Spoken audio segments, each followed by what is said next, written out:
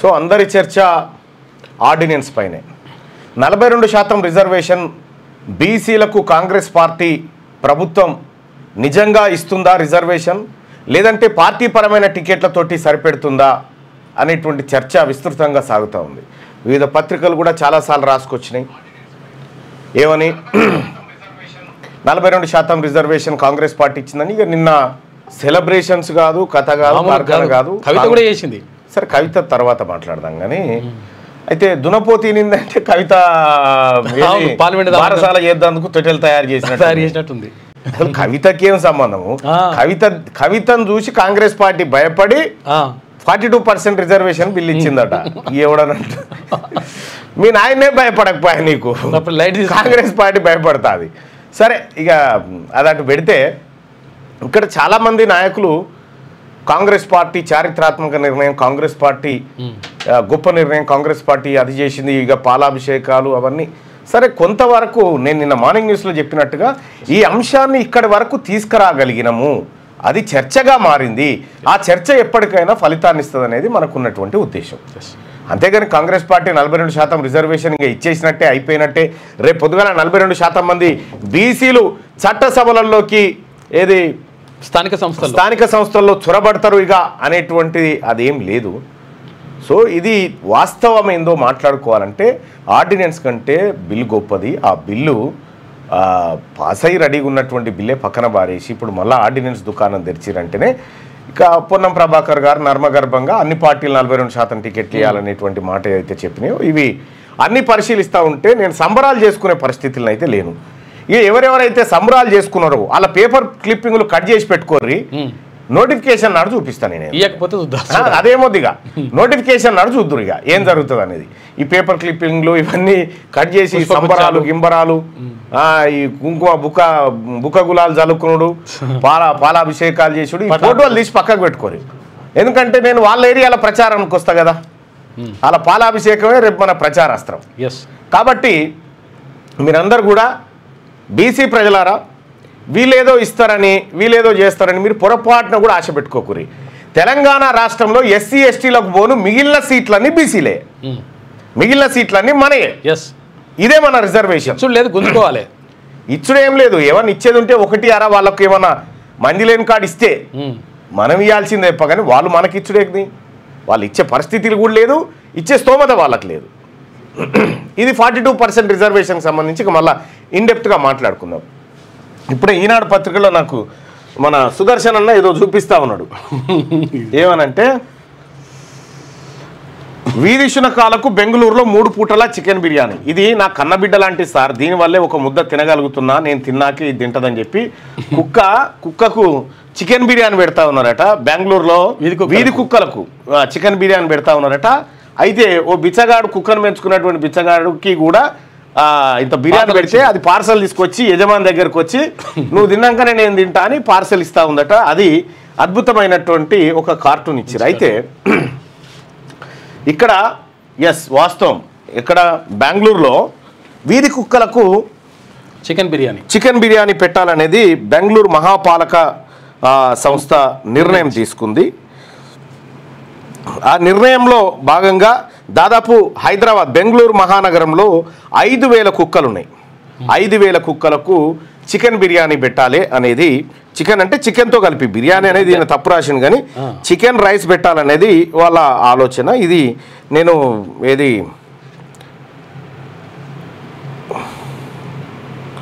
Times of ఇండియాలో ఈ వార్తను నేను చూసింటి పొద్దున. అయితే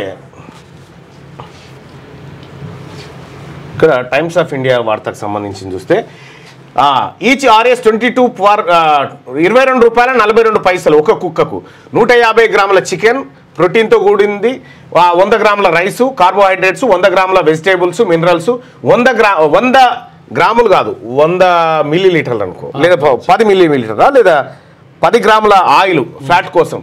this will be provide 465 to 750 calories of ఎనర్జీని కుక్కలకు అందించాలనేది బెంగళూరులో ఉన్నటువంటి ప్రభుత్వం నిర్ణయం చేసింది. ఎంత గొప్ప విషయం ఇది! కుక్కల కోసం నిర్ణయం తీసుకుని మంచి నిర్ణయం. కుక్కల కోసం కూడా కాంగ్రెస్ పార్టీ ప్రభుత్వం ఎంత అద్భుతంగా పనిచేస్తుందో బెంగళూరులో మనం చూడొచ్చు.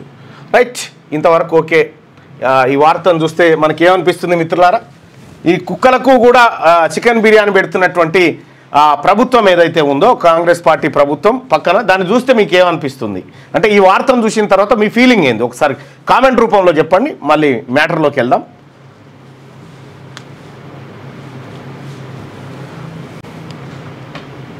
విజయ డైరీలో 44 లీటర్స్ పాలు కొంటున్నారు కానీ 34 రూపాయలకే పాల ప్యాకెట్ 1 ఫేట్ 40కి అమ్ముతున్నారు ఎట్టి పరిస్థితుల్లో ఇది ఎలా బతకాలన్నా సార్ అది మాట్లాడదాం ఈ కామెంట్లోకి రండి మనకైతే లేదన్నా అని చెప్పి వినీత్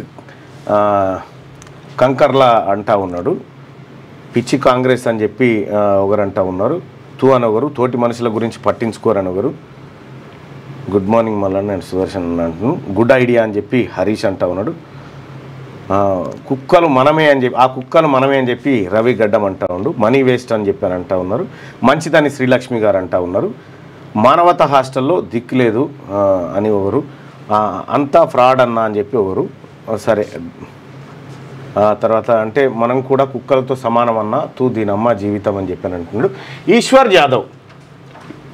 ఈశ్వర్ జాదవ్ గారు మీరు ఒక కామెంట్ చేసినారు దీన్నే తీసుకుందాం అంటే మనం కూడా కుక్కలతో సమానం అన్నా తూ దీనమ్మ జీవితం అని చెప్పి జాదవ్ అంటా ఉన్నాడు సరే కుక్కలు వాస్తవానికి మనుషుల కంటే అత్యంత విశ్వసనీయత కలిగినటువంటి సో మనము కుక్కలు తింటున్నటువంటిది ఎంత మనం తింటున్నటువంటిది ఎంత క్యాలరీస్ ఎంత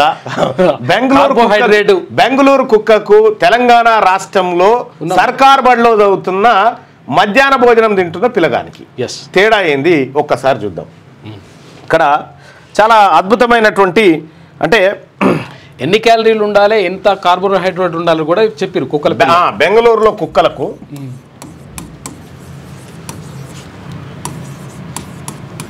వీధి కుక్కలకు ఇంకా వీధి అని పెడదాం వీధి కుక్కలకు చికెన్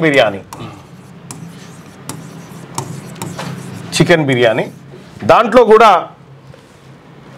150 గ్రాముల చికెన్ అంటే దాదాపుగా అద్దపావు కంటే పావు కిలోలో అద్దపావు మీద చెటాకు అంతే అంటే 100 గ్రాములు 150 గ్రాములు అద్దపావు మీద చెటాకు చికెన్ తర్వాత 100 గ్రాములు అంటే అద్దపావు రైస్ తర్వాత మళ్ళొక 100 గ్రాములు రైస్ అంటే వండితే ఎక్కువ అవుతుంది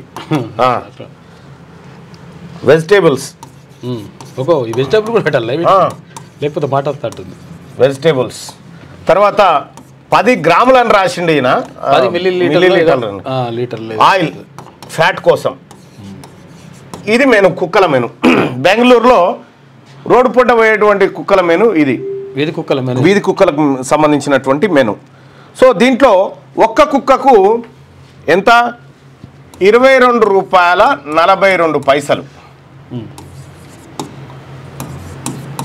ఒక కుక్కకు ఎంత పెడుతున్నారు ఎంత ఖర్చు పెడుతున్నారు తిండి కంటే ఒక రోజుకు 22 రూపాయల 42 పైసలతోటి వీటికి తిండి పెడుతున్నారు మనం ఒక్కసారి మధ్యాహ్న భోజనం 22 రూపాయల 40 పైసలు ఒక్క కుక్క పేరు మీద ఒక రోజు ఖర్చు చేస్తా ఉన్నాం మనం ఒక్కసారి తెలంగాణ సర్కారు బడి మధ్యాహ్న భోజనం ఇది తెలంగాణ సర్కారు బడి మధ్యాహ్న భోజనం ఇందులో ఒక విద్యార్థికి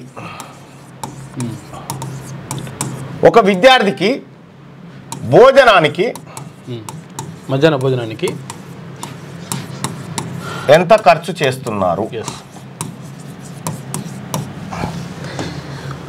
మధ్యాహ్న భోజనం పథకంలో భాగంగా ఒక విద్యార్థికి ఎంత ఖర్చు చేస్తా ఉన్నారు ఎవరికైనా తెలుసా ఇది మన మధ్యాహ్న భోజనం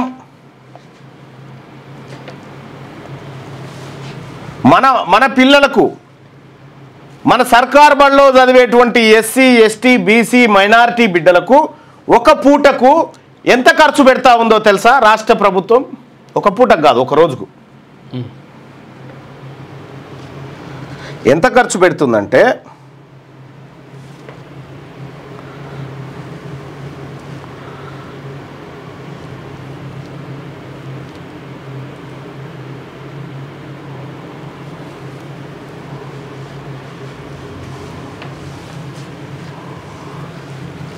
బెంగళూరులో కుక్కలకేమో 22 రూపాయల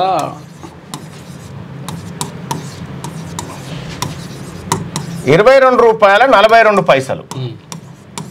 ఓకే,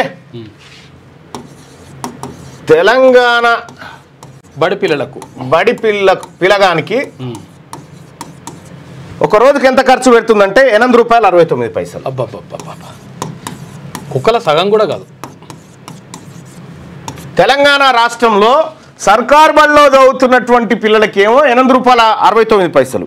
వీళ్ళకు ఎన్ని ప్రోటీన్స్ పెడతా ఉన్నారు మరి? ప్రోటీన్స్ ఎంత? మన బడిలో చదివేటువంటి పోరగాళ్ళకేమో 450 క్యాలరీలు, బెంగళూరు కుక్కకేమో 700 క్యాలరీలు. చూసుకోయిగా.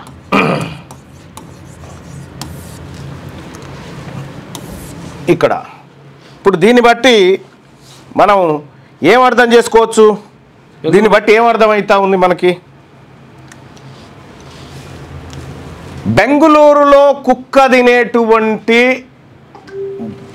కుక్క మీద పెడుతున్న ఖర్చుకు తెలంగాణ రాష్ట్రంలో సర్కార్ బడిలో మధ్యాహ్న భోజనం తింటున్న పిల్లగానికి పెడుతున్న ఖర్చుకు 2 రెట్లు ఎక్కువ. అది ఇంకా 3 రెట్లు. 3 రెట్లు అంతే.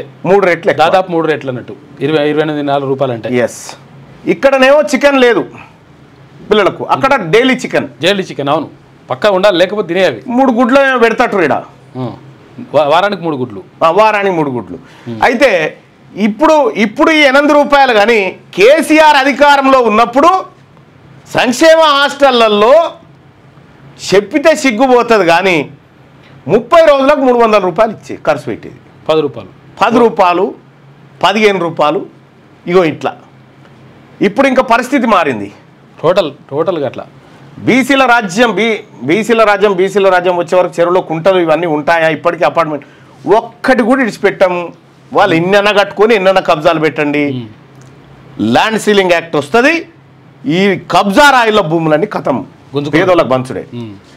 బెంగళూరులో కుక్కగా పుట్టినా బాగుండని చెప్పి మిస్టర్ ఉపేంద్ర ఆవేదన పడతా ఉన్నాడు. బాధ ఉంటుంది పాపం. ఈ లెక్క కొంత సరే, కుక్కలకు పెట్టొద్దా మల్లన్న అంటే పెట్టాలి, కుక్కలకు కూడా పెట్టాలి. కానీ మనుషులకి ఇట్లా కుక్కలకు పెట్టాలి, ఎందుకంటే వాటికి ఓటు హక్కు లేదని గతంలో ప్రభుత్వాలు విస్తరించినాయి. కానీ కుక్కలకు అందుతున్న ఆహారం కంటే మనుషులకు అందుతున్న ఆహారం విలువ చాలా తక్కువగా ఉండడం అత్యంత బాధాకరమైనటువంటి విషయం. మీరు చూడండి, మీ గవర్నమెంట్ స్కూల్లో నేను 2-3 స్కూళ్ళల్లో ఒక్కొక్క పిల్లగాన్ని లేపి నీ పేరేందని అడిగిన ఒక స్కూల్లో ఒక క్లాస్లో ఒక్క రెడ్డోళ్ళ పిల్లగాడు లేడు. గవర్నమెంట్ స్కూల్లో లేడు. నేను పోయినటువంటి 3-4 స్కూళ్ళల్లో ఒక్క పిల్లగాడు లేడు. అది చూసిన తర్వాత మరి వాళ్ళ పిల్లగాడు లేనప్పుడు మన పిల్లల కోసం వాళ్ళు ఎందుకు ఖర్చు పెడతారు? వాళ్ళు నిర్ణయాలు ఎందుకు తీసుకుంటారు? మా సర్కారు బడిలో ఏ పిల్లలైతే చదువుతున్నారో ఆ పిల్లల సర్కారే ఈడ ఉంటే ఎంత అద్భుతమైన భోజనం, ఎంత అద్భుతమైన పాఠశాల, ఎంత అద్భుతమైన నిధులు జరుగుతాయి. అది జస్ట్ ఎగ్జాంపుల్ మాత్రమే.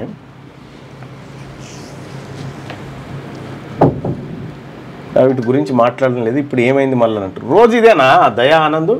మల్లన్న గారు మీరు పేపర్ మీద చదివేటప్పుడు అందరు డాక్యుమెంట్ తెచ్చి చాలామంది ఆక్యుపైడ్ అని చెప్పారు. డాక్యుమెంట్ ఉంది కదా, చూసుకోరాదు. నువ్వేం చేస్తాను మరి? నువ్వు చేయొచ్చు కదా, కత్తిచ్చినాం కదా నీ చేతికి, పోయి కొట్టాడచ్చు కదా. నువ్వు సపడే కూర్చోవాలి, నువ్వు సపడే గుండు, నేనేమో మిగతా అన్ని ఇచ్చిపెట్టి దాని మీద ఉండాలి. అట్లా రైట్. ఇది కుక్కలకు వర్షాలు రావడం లేదు అమ్మ అంటున్నారు. ఈ వర్షాలకు సంబంధించి మీకు చిన్న కథ చెప్తాను. ఓ తాన గబుక్కి ఇక్కడదే ఆ కథ చెప్తా. వర్షాల మీదనే కథ. వర్షాలు ఒక ఊళ్ళో బాగోతులు ఆయేటోళ్ళు ఉంటారు.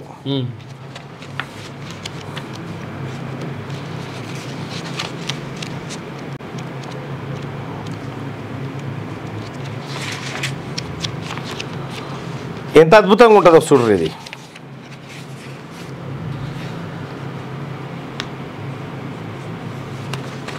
వాన కొట్టింది కథ పేరు. పెద్దింటి అశోక్ గారు రాసిందే కథ పేరు వాన కొట్టింది. బాగా రాస్తాడు పెద్దింటి అశోక్ కుమార్.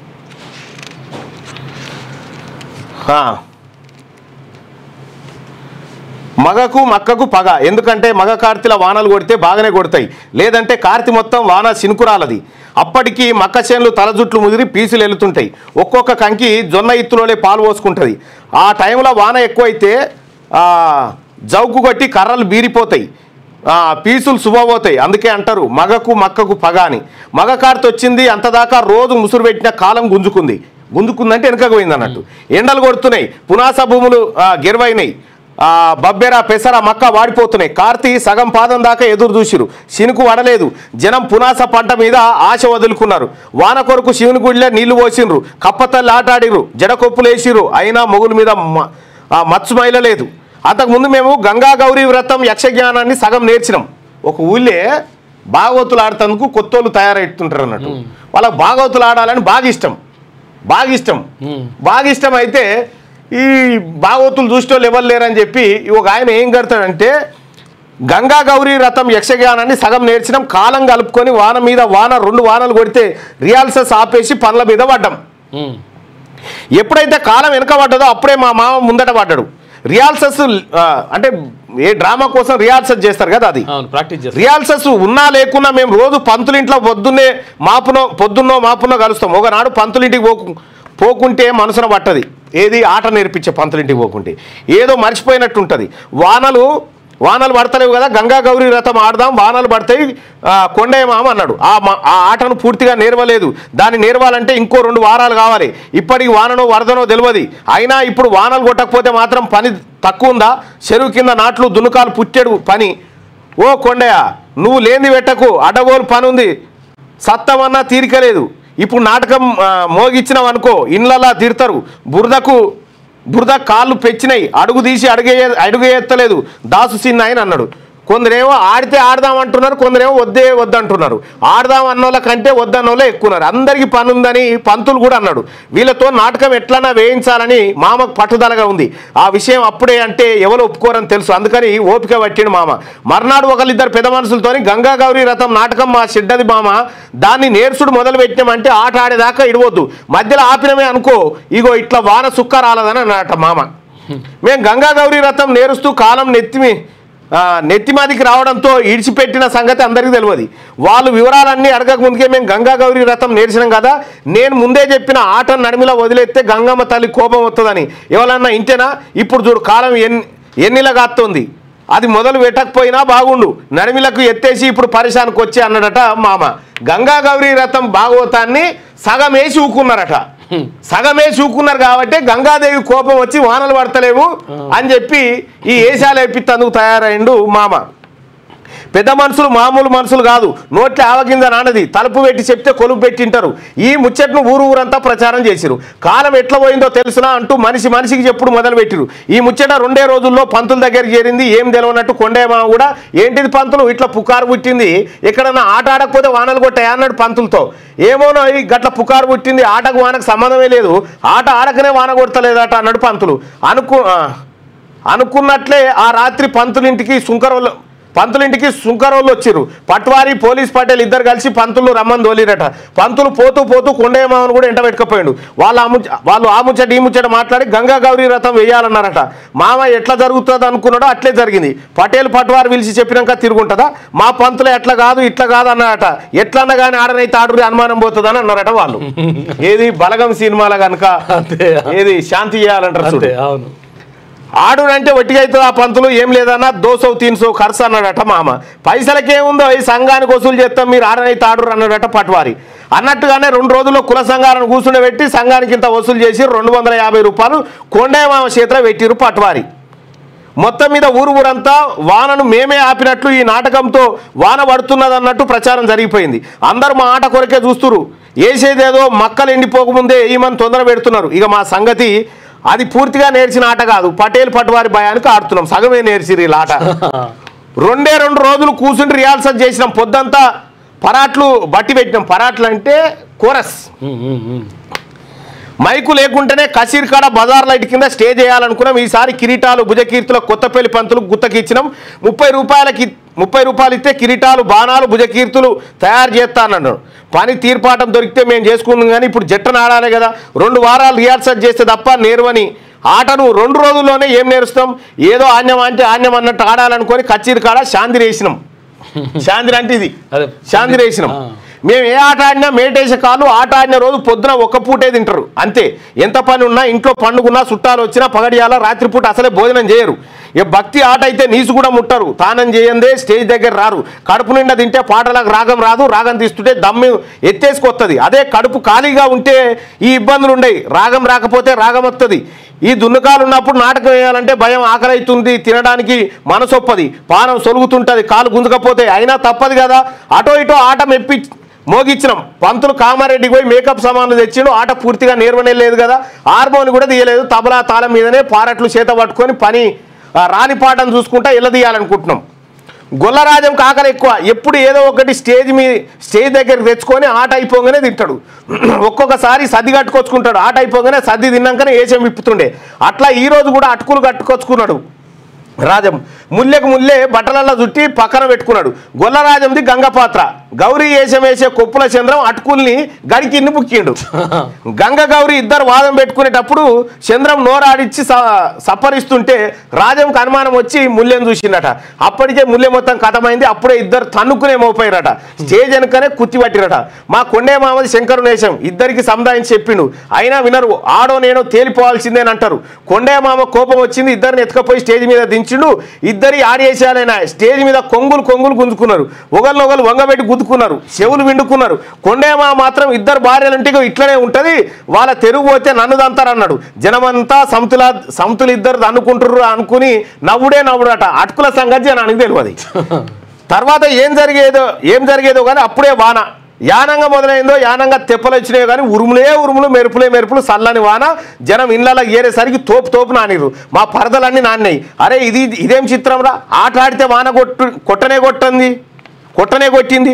రేపు ఊరంతా మనను యాద్ చేస్తారనుకున్నారు. ఎవరు ఏచకాలంతా చూడుమంట. ఆనాడు గొల్లరాజం పొల్లు అయిండు. ఎప్పుడైనా ఆట పూర్తి కాగానే శాంతిని ఇప్పేసి సమాన్లు పట్టుకొని అందరూ సోపత్తోని పోదుము. ఇక్కడ ఉంటే వానలు దడుచుకుంటా స్టేజీ ఇప్పవలసి వస్తుందని తప్పించుకొని ఇంటికి పోయిండు రాజం.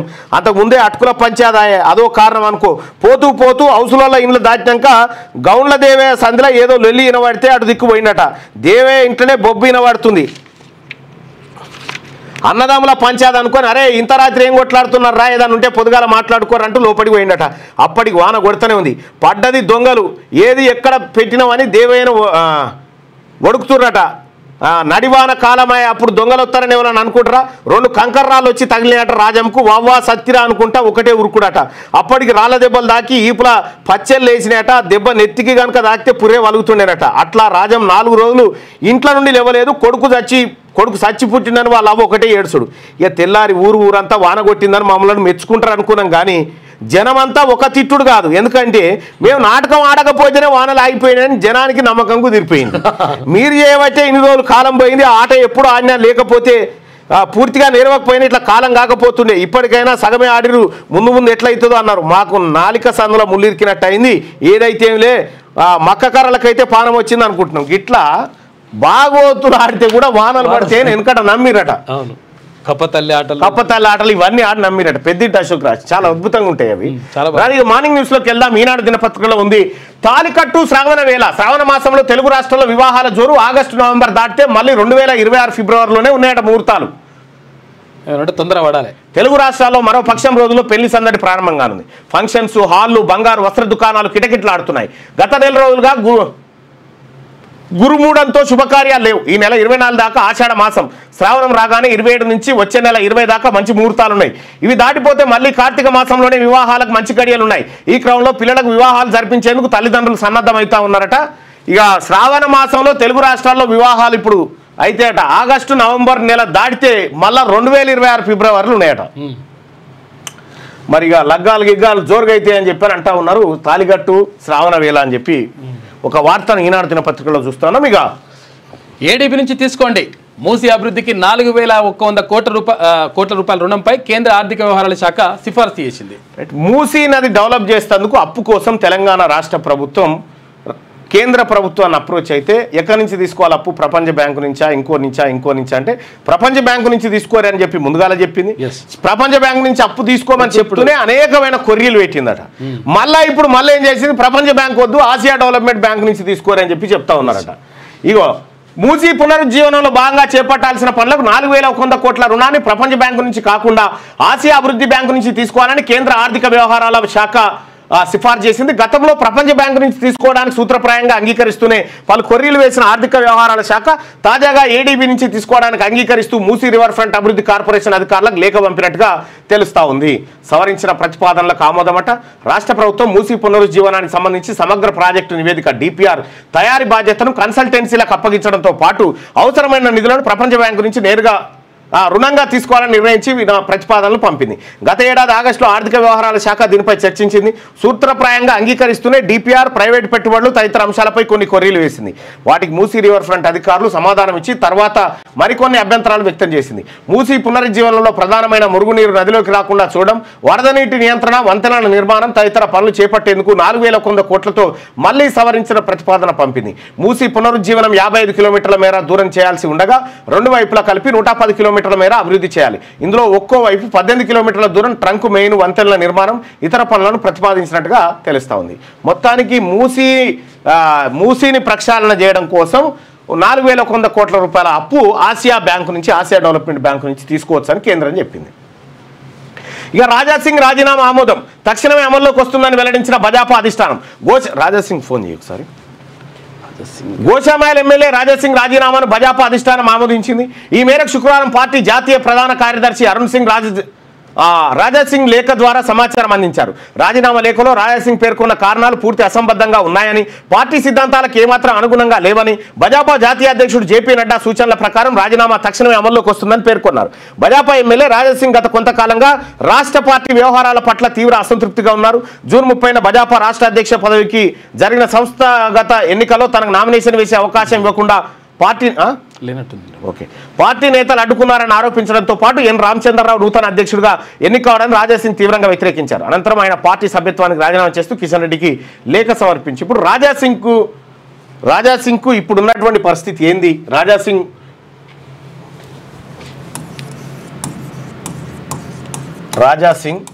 ఇతను లోదు సామాజిక వర్గానికి సంబంధించినటువంటి బీసీ ఎమ్మెల్యే. ఈయన ఒక బీసీ సామాజిక వర్గానికి సంబంధించినటువంటి ఎమ్మెల్యే. రాజాసింగ్ గారు మీరు అర్థం చేసుకోవాల్సింది ఏంటంటే, మీ ప్లేస్లో మీరు బీసీ కాకుండా ఓసీ ఎమ్మెల్యే ఉంటే మిమ్మల్ని ఎవడు పీకలేకపోతుండాడ.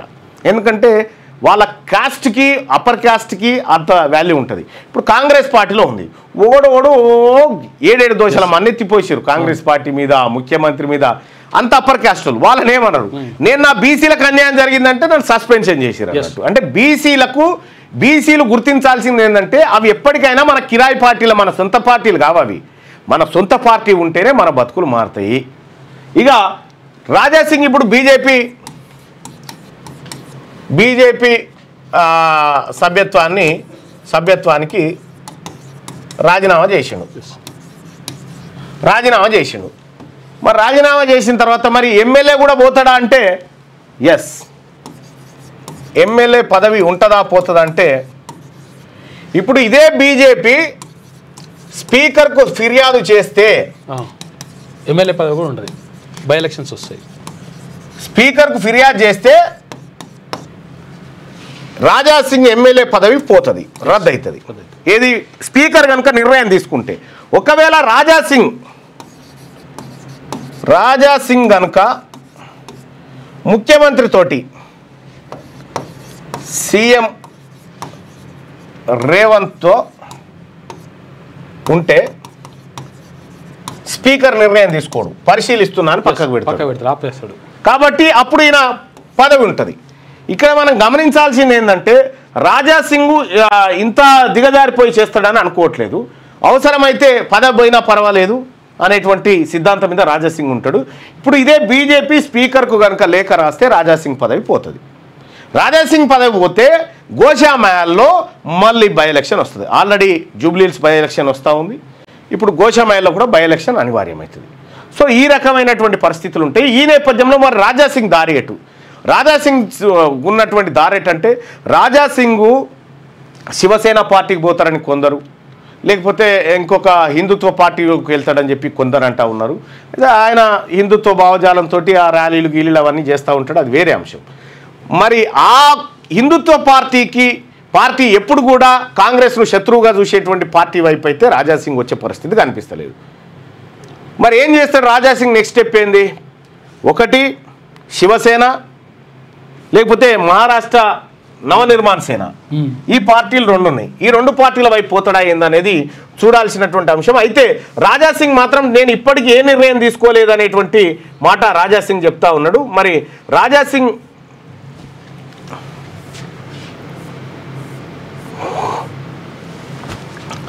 ఏమంటుండో ఒకసారి చూద్దాం.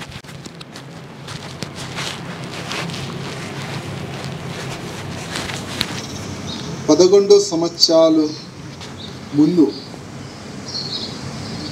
కంటిన్యూ చెంది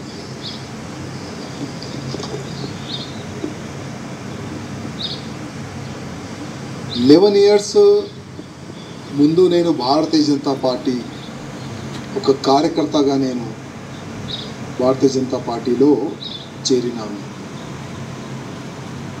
భారతీయ జనతా పార్టీ అధికారులు నా పైన విశ్వాసం పెట్టుకొని గోషామేల్ నియోజకవర్గం నుంచి నాకు 3వసారి టికెట్ ఇచ్చినారు. 3వసారి గోషామేల్ ప్రజల ఆశీర్వాదం దొరికిన తర్వాత నేను 3వసారి ఎమ్మెల్యే అయినా. కంటిన్యూగా నా గోషామేల్ ప్రజలు సేవ చేసుకుంటా, కంటిన్యూగా దేశం పట్ల, హిందూ సమాజం పట్ల, గౌమాత గురించి, లవ్ జిహాద్ గురించి నేను పోరాడుతూనే ఉన్నాను. అందరు కూడా చూస్తున్నారు.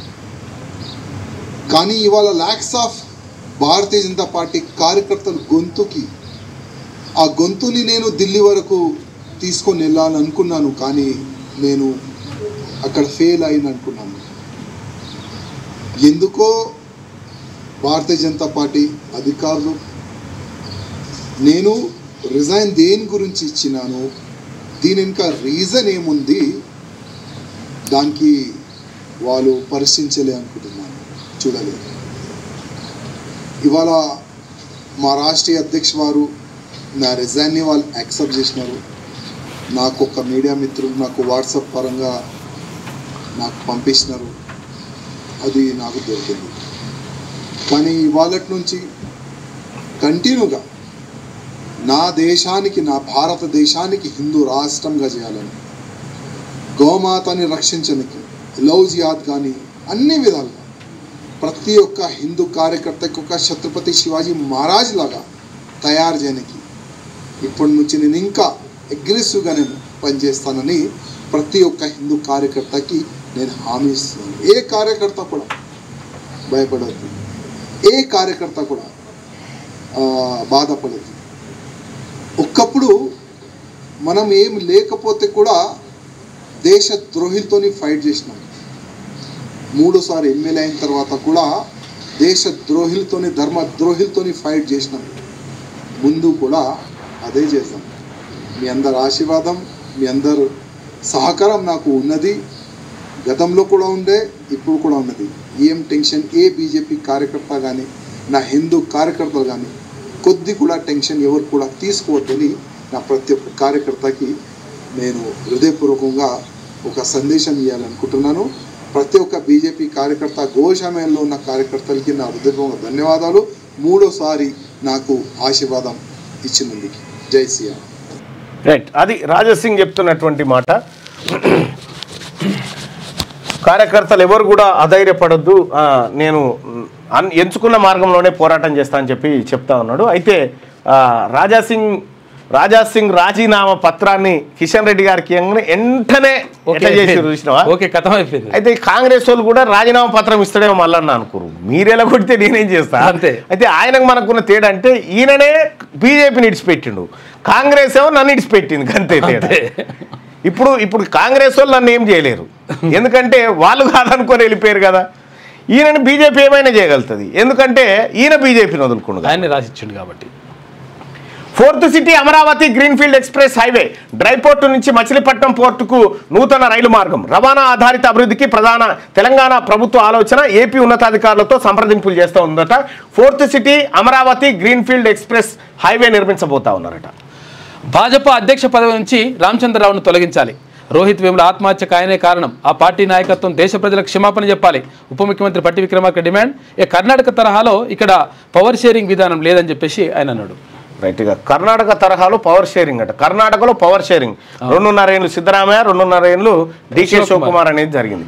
హైదరాబాద్ కేంద్రీయ విశ్వవిద్యాలయం పిహెచ్డి విద్యార్థి రోహిత్ వేముల ఆత్మహత్యకు రామచంద్రరావే కారణమని, ఆయనను రాష్ట్ర భాజపా అధ్యక్ష పదవి నుంచి తొలగించాలని ఉప ముఖ్యమంత్రి మల్లు బట్టి విక్రమార్క డిమాండ్ చేశారు. అణగారిన వర్గాల విద్యార్థిని వేధించి ఆత్మహత్య కుసిగొల్పిన వ్యక్తి పదవి కట్టబెట్టినందుకు భాజపా నాయకత్వం దేశ ప్రజలకు బేషరతుగా క్షమాపణ చెప్పాలన్నారు. బట్టి శుక్రవారం ఇక్కడ ఏఐసిసి ఎస్సీసీఎల్ చైర్మన్ రాజేంద్రపాల్ గౌతమ్తో కలిసి కాంగ్రెస్ పార్టీ ప్రధాన కార్యాలయం ఇందిరాభవన్లో విలేకరుల సమావేశంలో మాట్లాడారు.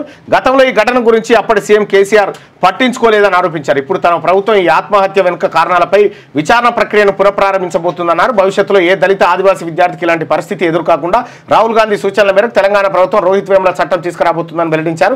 రోహిత్ ఆత్మహత్య భాజపా పాలనలో ఏం జరుగుతోందన్న విషయాన్ని దేశ ప్రజలంతా ఆలోచించుకునేలా చేసిందని చెప్పి నిన్న బట్టి అన్నారు. ఇక్కడ chairman SCCL chairman Rajendrapal Gautam అన్నాడు కదా. రాజేంద్రపాల్ గౌతమ్ నాకు మిత్రుడు, ఢిల్లీ ఎక్స్ మినిస్టర్, చాలా మంచి నాయకుడు ఆయన. రెప్పపాటులో నెట్ఫ్లిక్స్ మొత్తం download. Japan internet super duper speed అట. అత్యాధునిక విజ్ఞాన శాస్త్ర చరిత్రలో జపాన్ అందుకున్న మైలురాళ్ళు కోకొల్లలు. తాజాగా ఇంటర్నెట్ రంగంలో కూడా తనకు సాటి లేదని నిరూపించింది ఆ చిన్న దేశం. సెకనుకు 1.02 పెటాబిట్ల సమాచారం ప్రసారం చేయగల ఇంటర్నెట్ వేగాన్ని జపాన్ అభివృద్ధి చేసింది. దీని ద్వారా నెట్ఫ్లిక్స్ ఇప్పటి వరకు చేసిన ప్రసారాలన్నింటినీ 1 సెకండ్లో డౌన్లోడ్ చేయవచ్చట. ఇంగ్లీష్లో వికీపీడియా ఇప్పటి వరకు వెలువరించిన 100 గిగాబైట్ల మొత్తం సమాచారాన్ని ఒకే సెకండ్లో 10,000 సార్లు డౌన్లోడ్ చేసుకోవచ్చట. 10,000 సార్లు. జపాన్కు చెందిన national institute of information and communication technology photonic network ల్యాబొరేటరీతో సంయుక్తంగా జరిపిన పరిశోధన ఫలితంగా ఇది సాధ్యమైంది. 8,000 వీడియోలను 1 సెకండ్లో డౌన్లోడ్ చేసే సామర్థ్యం జపాన్ ఇంటర్నెట్ సొంతం. భారత్లో సరాసరి ఇంటర్నెట్ వేగం 66.55 MBPS కాగా జపాన్ ఇంటర్నెట్ వేగం దానికన్నా 160 లక్షల రెట్లు ఎక్కువ. 160 రెట్లు కాదు, 160 లక్షల రెట్లు. 160. జపాన్ ఎక్కడుంది? మన తాన ఎవడన్నా వీడియో పంపితే గిరగిరా తిరుగుతుంటది. ఇట్లా ఇట్లా ఇట్లా తిరిగి జనరంత వస్తుంది. జనంత ప్లే కాగానే మళ్ళా ఇట్లా ఇట్లా ఇట్లా తిరిగి. అప్పుడు 2G ఉన్నప్పుడు ఇంకెంత కోసం, ఇంకా దారుణం అది. 2G ఉన్నప్పుడు పెద్ద ఫైల్ పంపాలంటే ఏడాది పడుతుండే పెద్ద ఫైల్కి. సో అట్లా ఈ పరిస్థితులు ఉండే. ఇప్పుడు జపాను భారత్ కంటే ఇంటర్నెట్ వేగంలో 160 లక్షల టైమ్స్ బెటర్ ఉంది. 160 లక్షల టైమ్స్. మనం ఇంకొక ఎన్ని రోజులు అయితే పోతామో వాడికి తెలియదు ఇక అంత దూరం. బహుళజాతి కంపెనీల మెడలు వంచారు. నకిలీ మక్క విత్తనాలపై రైతుల పోరుబాట. తొలిసారి 3.80 కోట్ల పరిహారం అందుకున్న రైతులట. బహుళజాతి కంపెనీల మాటలు నమ్మి ములుగు జిల్లాలో విత్తనోత్పత్తి మక్క సాగు చేసిన 100 మంది రైతులు నాణ్యత లేని విత్తుతో చిత్తయ్యారు. పరిహారం చెల్లించకుండా మొండికేసిన కంపెనీలను పోరుబాటతో కాలబేరానికి వచ్చేలా చేశారు. ప్రభుత్వం అధికార యంత్రాంగం సహకారంతో పరిహారాన్ని అందుకోగలిగారు. 3.80 కోట్లను పరిహారంగా అందుకోవడం రాష్ట్రంలో ఇదే తొలిసారని అధికారులు తెలిపారు. ములుగు జిల్లా గోదావరి పరివాహక ప్రాంతంలో బహుళజాతి కంపెనీలు విత్తనాల కోసం మొక్కజొన్న సాగు చేయించాయి. ఎకరాకు 2.5 టన్నులు 25 క్వింటాల దిగుబడి చేతికి అందుతుందని చెప్పడంతో రైతులు ఆసక్తి చూపారు. హైటెక్ బేయరు సింజెంటా నూజివీడు కంపెనీలకు చెందిన నూజివీడు కంపెనీలు అట. చూసుకో, విత్తనోత్పత్తి పంటను సుమారు 2100 ఎకరాల్లో సాగు చేశారు. పంట చేతికొచ్చే సమయంలో కంకులు గింజలు కట్టకపోవడంతో వెంకటాపురం, వాజేడు, కన్నాయగూడెం, తాడ్వాయి మండలాల్లో సుమారు 1520 ఎకరాల్లో పంట నష్టం జరిగిందట. ఈ నూజువీడు విత్తనాలు కొనేయాలి నాయన. ఇగో ఈ వెలుగులోకి తెచ్చిన ఈనాడట. మొత్తం 3.80 కోట్ల పరిహారం తీసుకురట. గ్రేట్. అసలు రాష్ట్రాభివృద్ధికి అమెరికన్ల మద్దతు కావాలి. అమెరికా స్వాతంత్ర వేడుకల్లో ముఖ్యమంత్రి రేవంత్ రెడ్డి మాట్లాడాడు. ఇక భాషా వైరుధ్యాలున్న మనుషులంతా ఒక్కటే. రాజభాష విభాగం స్వర్ణ జయంతి సమారోహంలో వక్తలు మాట్లాడారు. పాల్గొన్న కిషన్ రెడ్డి, పవన్ కళ్యాణ్. ఇక ఇంజనీరింగ్ ఫీజుల పెంపై మధ్యంతర ఉత్తర్వులు ఇవ్వలేమని చెప్పి హైకోర్టు ఇంజనీరింగ్ కాలేజీలకు మట్టికాయలు వేసినంత పనిచేసింది. అంతరిక్ష రుచులు. అంతర్జాతీయ అంతరిక్ష కేంద్రంలో వ్యోమగాములు చేసుకున్న ఓ చిన్న వేడుకలో భారత్కు చెందిన క్యారెట్ హల్వా ప్రత్యేక ఆకర్షణగా నిలిచింది. ఈ వంటకాన్ని శుభాంశు సహా వ్యోమగాములతో పంచుకున్నారు. రోజులోని వాతావరణాన్ని తట్టుకునేలా భారత అంతరిక్ష పరిశోధన సంస్థ ఇస్రో, రక్షణ పరిశోధన అభివృద్ధి సంస్థ DRDO దీన్ని రూపొందించిన ఈ ఫోటోను శుభాంశు సతీమణి కామ్నా సామాజిక మాధ్యమాల్లో పంచుకున్నారట. ఇగో ఇక్కడ హల్వా చేసి క్యారెట్ హల్వా చేసిరట అంతరిక్షంలో. హల్వా చేసి ఇక మనోడు వస్తా ఉన్నాడు 14 తారీఖు మళ్ళా. ఇక గోదావరి ఉరకలు. మహారాష్ట్రలో కురుస్తున్న భారీ వర్షాలతో గోదావరి ప్రవాహం భారీగా పెరిగింది. ములుగు జిల్లా వాజేడ్ మండలం పేరూరులో శుక్రవారం సాయంత్రానికి 50.57 అడుగులు అంటే 42 మీటర్లు దాటింది. వరద పోటుతో పల్ల ప్రాంతాలన్నీ జలమయమయ్యాయి. వాజేడు గుమ్మడిదొడ్డి రహదారిపై వరద నీరు చేరింది. భద్రాచలం వద్ద గోదావరి నీటి మట్టం గంటకు పెరుగుతోంది. సాయంత్రం 5 గంటలకు 37 అడుగులకు చేరింది. 6.61 లక్షల క్యూసెక్ల నీరు దిగువకు వెళ్తోందట.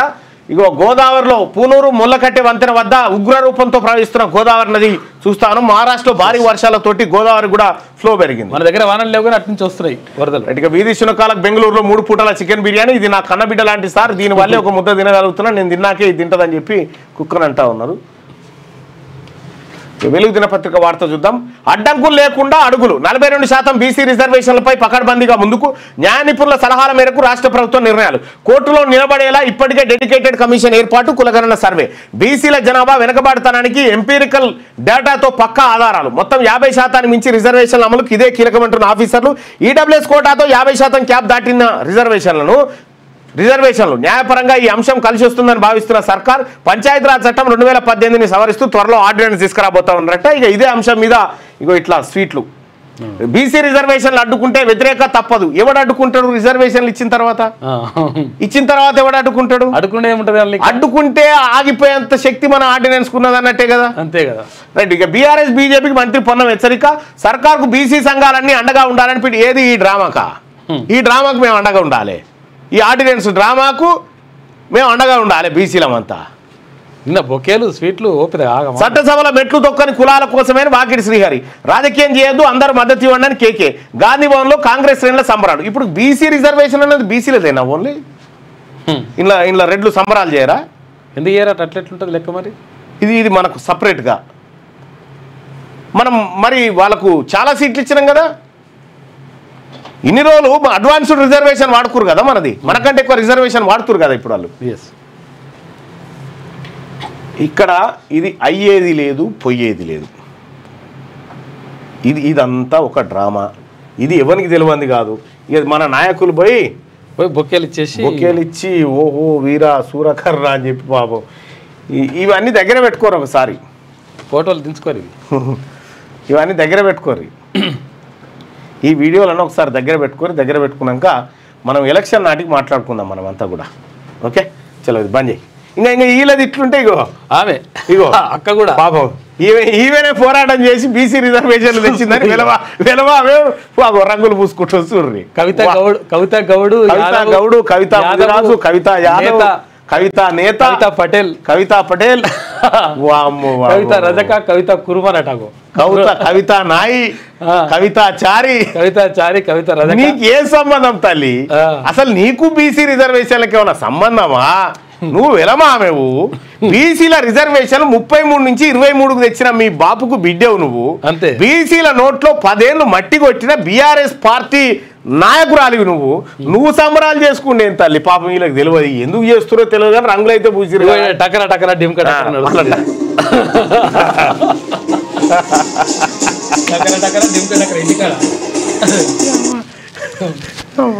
బలగవత్ అందరు కూడా ఈ చూసి ఈమెకేం సంబంధం అని.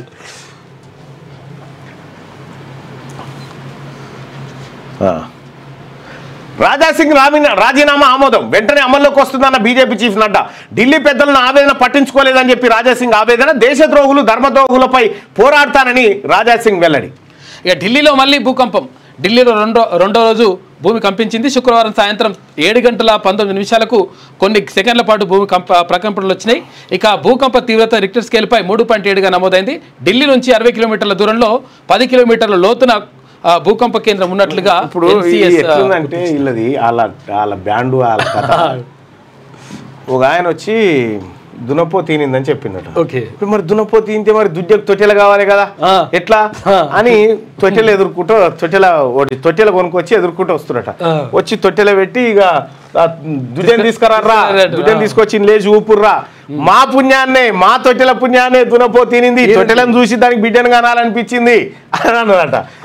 తర్వాత ఆడంగా కేసీఆర్ అసలు ఆయన వచ్చి ఏం సంగతి బిడ్డ ఏమో చేస్తున్నారంటే, దునపో తినింది బాపు, దాని తొట్టెలు దాని బిడ్డని తొట్టెలు లేదామంటే, దునపో తింత అదమ్మాయి అన్న, బారసాల చేస్తా దునపో తింత ఆయన బర్రి ఇంత తింతే గాని అని చెప్పిపోయిందట. అరే అవునా, ఇక దానికి ఆ దునపోతు పండుగకి వీళ్ళు పోయి ఎగురు పక్క పోయింటి సూపర్ మ్యాన్ గా ట్రంప్ అంట. అమెరికాలో సూపర్ మ్యాన్ సినిమా రిలీజ్ సందర్భంగా white house Trump super man AI ఇమేజ్ని ఎక్స్లో పోస్ట్ చేసింది. దీన్నే నెటిజన్స్ పెద్ద ఎత్తున ట్రోల్ చేస్తున్నారు. అయితే 2 నెలల కిందట ట్రంప్ తనను తాను పోపుగా ఏఐ ఇమేజ్ క్రియేట్ చేసుకొని అబాస్ పాలయ్యారు. మరోవైపు కెనడాపై టారిఫ్ ట్రంప్ 25% నుంచి 30. ఇప్పుడు సూపర్ మ్యాన్ ట్రంప్ 83 ఏళ్ళ సూపర్ మ్యాన్. అయితే ఒకటి సూపర్ మ్యాన్ది ఒకటి ఉంటుంది. ఒకటి ఏంటంటే లాలూ ప్రసాద్ యాదవ్ గారు ఓసారి సూపర్ మ్యాన్ అవతారం ఎత్తాలని ఆ చెడ్డి గిడ్డి వేసుకున్నట, ప్యాంట్ మీద చెడ్డి గిడ్డి వేసుకొని బయటికి వచ్చినట్టు. ఇంట్లోకి బయటికి రాగానే రబ్రీదేవి చూసినట్టు, ఏంటి ఆ బట్టలు ఏంటి అని అన్నదట లాలూ ప్రసాద్ యాదవ్ని. అంటే నేను సూపర్ మ్యాన్ ఇప్పుడు అని అన్నట. అంటే నీ ఏడా సూపర్ మ్యాన్ నువ్వు, నీకు కూర్చుంటే లేవ శాత కాదు, నువ్వేం సూపర్ మ్యాన్ అంటే పిచ్చిదానా నీకేమరక, నిన్నేం జరిగిందో తెలుసా,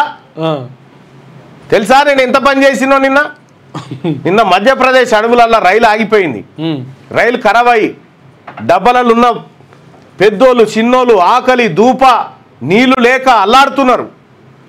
8 గంటలు ఆన్నే అడవిలు ఇరికిపోయింది. ట్రైను ఇరికిపోతే నేను పైకి పోయి ఒక్కడే దెబ్బకు ట్రైన్ ఇట్లా పట్టుకొచ్చి పాట్నా జంక్షన్లు ఇడిచిపెట్టినా అని చెప్తున్నాట. పాట్నా జంక్షన్ ఇడిచిపెట్టినా ఏమేరక నీకు నా గురించి ఏందనుకుంటున్నావు అంటే, పాట్నా జంక్షన్లో ఇడిచిపెట్టింది తెలుసు కానీ ఎంతమంది ఇంటికి పోయిరో నాకు తెలియదు అని రబ్రీదేవ్ అంటారు. ఎందుకు అని అంటే, అది పోవాల్సింది కలకత్తా కదా, నువ్వు పాట్నాకు తెచ్చినావు అంటాడు. అట్లా జోకులు ఉంటాయి. హెచ్సిఏ కేసులోకి ఈడీ ఎంట్రీ, రికార్డులు అందజేయాలని సిఐడికి లెటర్, త్వరలో ఈసీఐఆర్ నమోదు, బీసీసీఐ నిధుల దారి మళ్లింపుపై దర్యాప్తు. హైదరాబాద్ క్రికెట్ అసోసియేషన్ నిధుల గోల్మాల్ కేసులో ఎన్ఫోర్స్మెంట్ డైరెక్టరేట్ కూడా ఎంట్రీ ఇచ్చిందట. 170 కోట్లు అని అంటారు, తెలిసినయే తెలియని ఎన్నో. త్వరలో రోహిత్ వేముల చట్టం, ఆయన మృతికి కారణమైన వారిని విడిచిపెట్టడం, డిప్యూటీ సీఎం భట్టి కేసు పునర్విచారణ కోసం కోర్టును ఆశ్రయించడం. రోహిత్ సుసైడ్ కారకులకు బీజేపీ పెద్దపీట వేసింది. నాడు ఒత్తిడి తెచ్చి కేసు పెట్టించిన రామచంద్రరావు బీజేపీ రాష్ట్ర అధ్యక్షుడిని చేసిందని వ్యాఖ్య. ఇక ఇది వెలుగు దినపత్రిక. ఒకసారి ఆంధ్రజ్యోతిలో ఉన్నటువంటి వార్తలు. మాతృభాష అమ్మ, హిందీ పెద్దమ్మ, తమిళం చిన్నమ్మనా ఏమో, ఇక తెలుగేమో మాతృభాష అమ్మ, ఈ అమ్మ హిందీ పెద్దమ్మ, ఇంగ్లీషు నాయనమ్మనా ఏదో ఇక మరి తాతమ్మను. ఆంగ్ల భాషను సొంతం చేసుకున్న మనమే హిందీని మన భాషగా ఎందుకు అనుకోవడం లేదు. చిల్లర రాజకీయాల కోసమే కొందరు హిందీని వ్యతిరేకిస్తున్నారు. హిందీ నేర్చుకోవడం అంటే మన ఉనికిని సుదృఢం చేసుకోవడమే. రాజభాషా విభాగం స్వర్ణోత్సవ వేడుకలో పవన్ కళ్యాణ్, హాజరైన కేంద్ర మంత్రి కిషన్ రెడ్డి, రాజ్యసభ వైస్ చైర్మన్ హరివంశ్ అంటూ ఒక వార్త. ఇక వాహనంపై అతికించని ఫాస్టాగ్లు ఇకపై బ్లాక్ లిస్టులో కట్ట. ఎన్హెచ్ఏ కీలక నిర్ణయం తీసుకుందట. ఇప్పుడు వాహనాలకు ఫాస్టాగ్ అతికిస్తలేరయ్యో, దానికి ఏం చేస్తారంటే బండి రాగానే ఇట్లా పెడుతురు. వాస్తవం ఇప్పుడు లారీ ఉంది, లారీకి ఫాస్టాగ్ కాడ ఎక్కువ కట్ అవుతుంది. కార్ ఫాస్టాగ్ పెట్టిరు అనుకో, అది ఓపెన్ అవుతుంది, వెళ్ళిపోతుంది. లారీ అవును.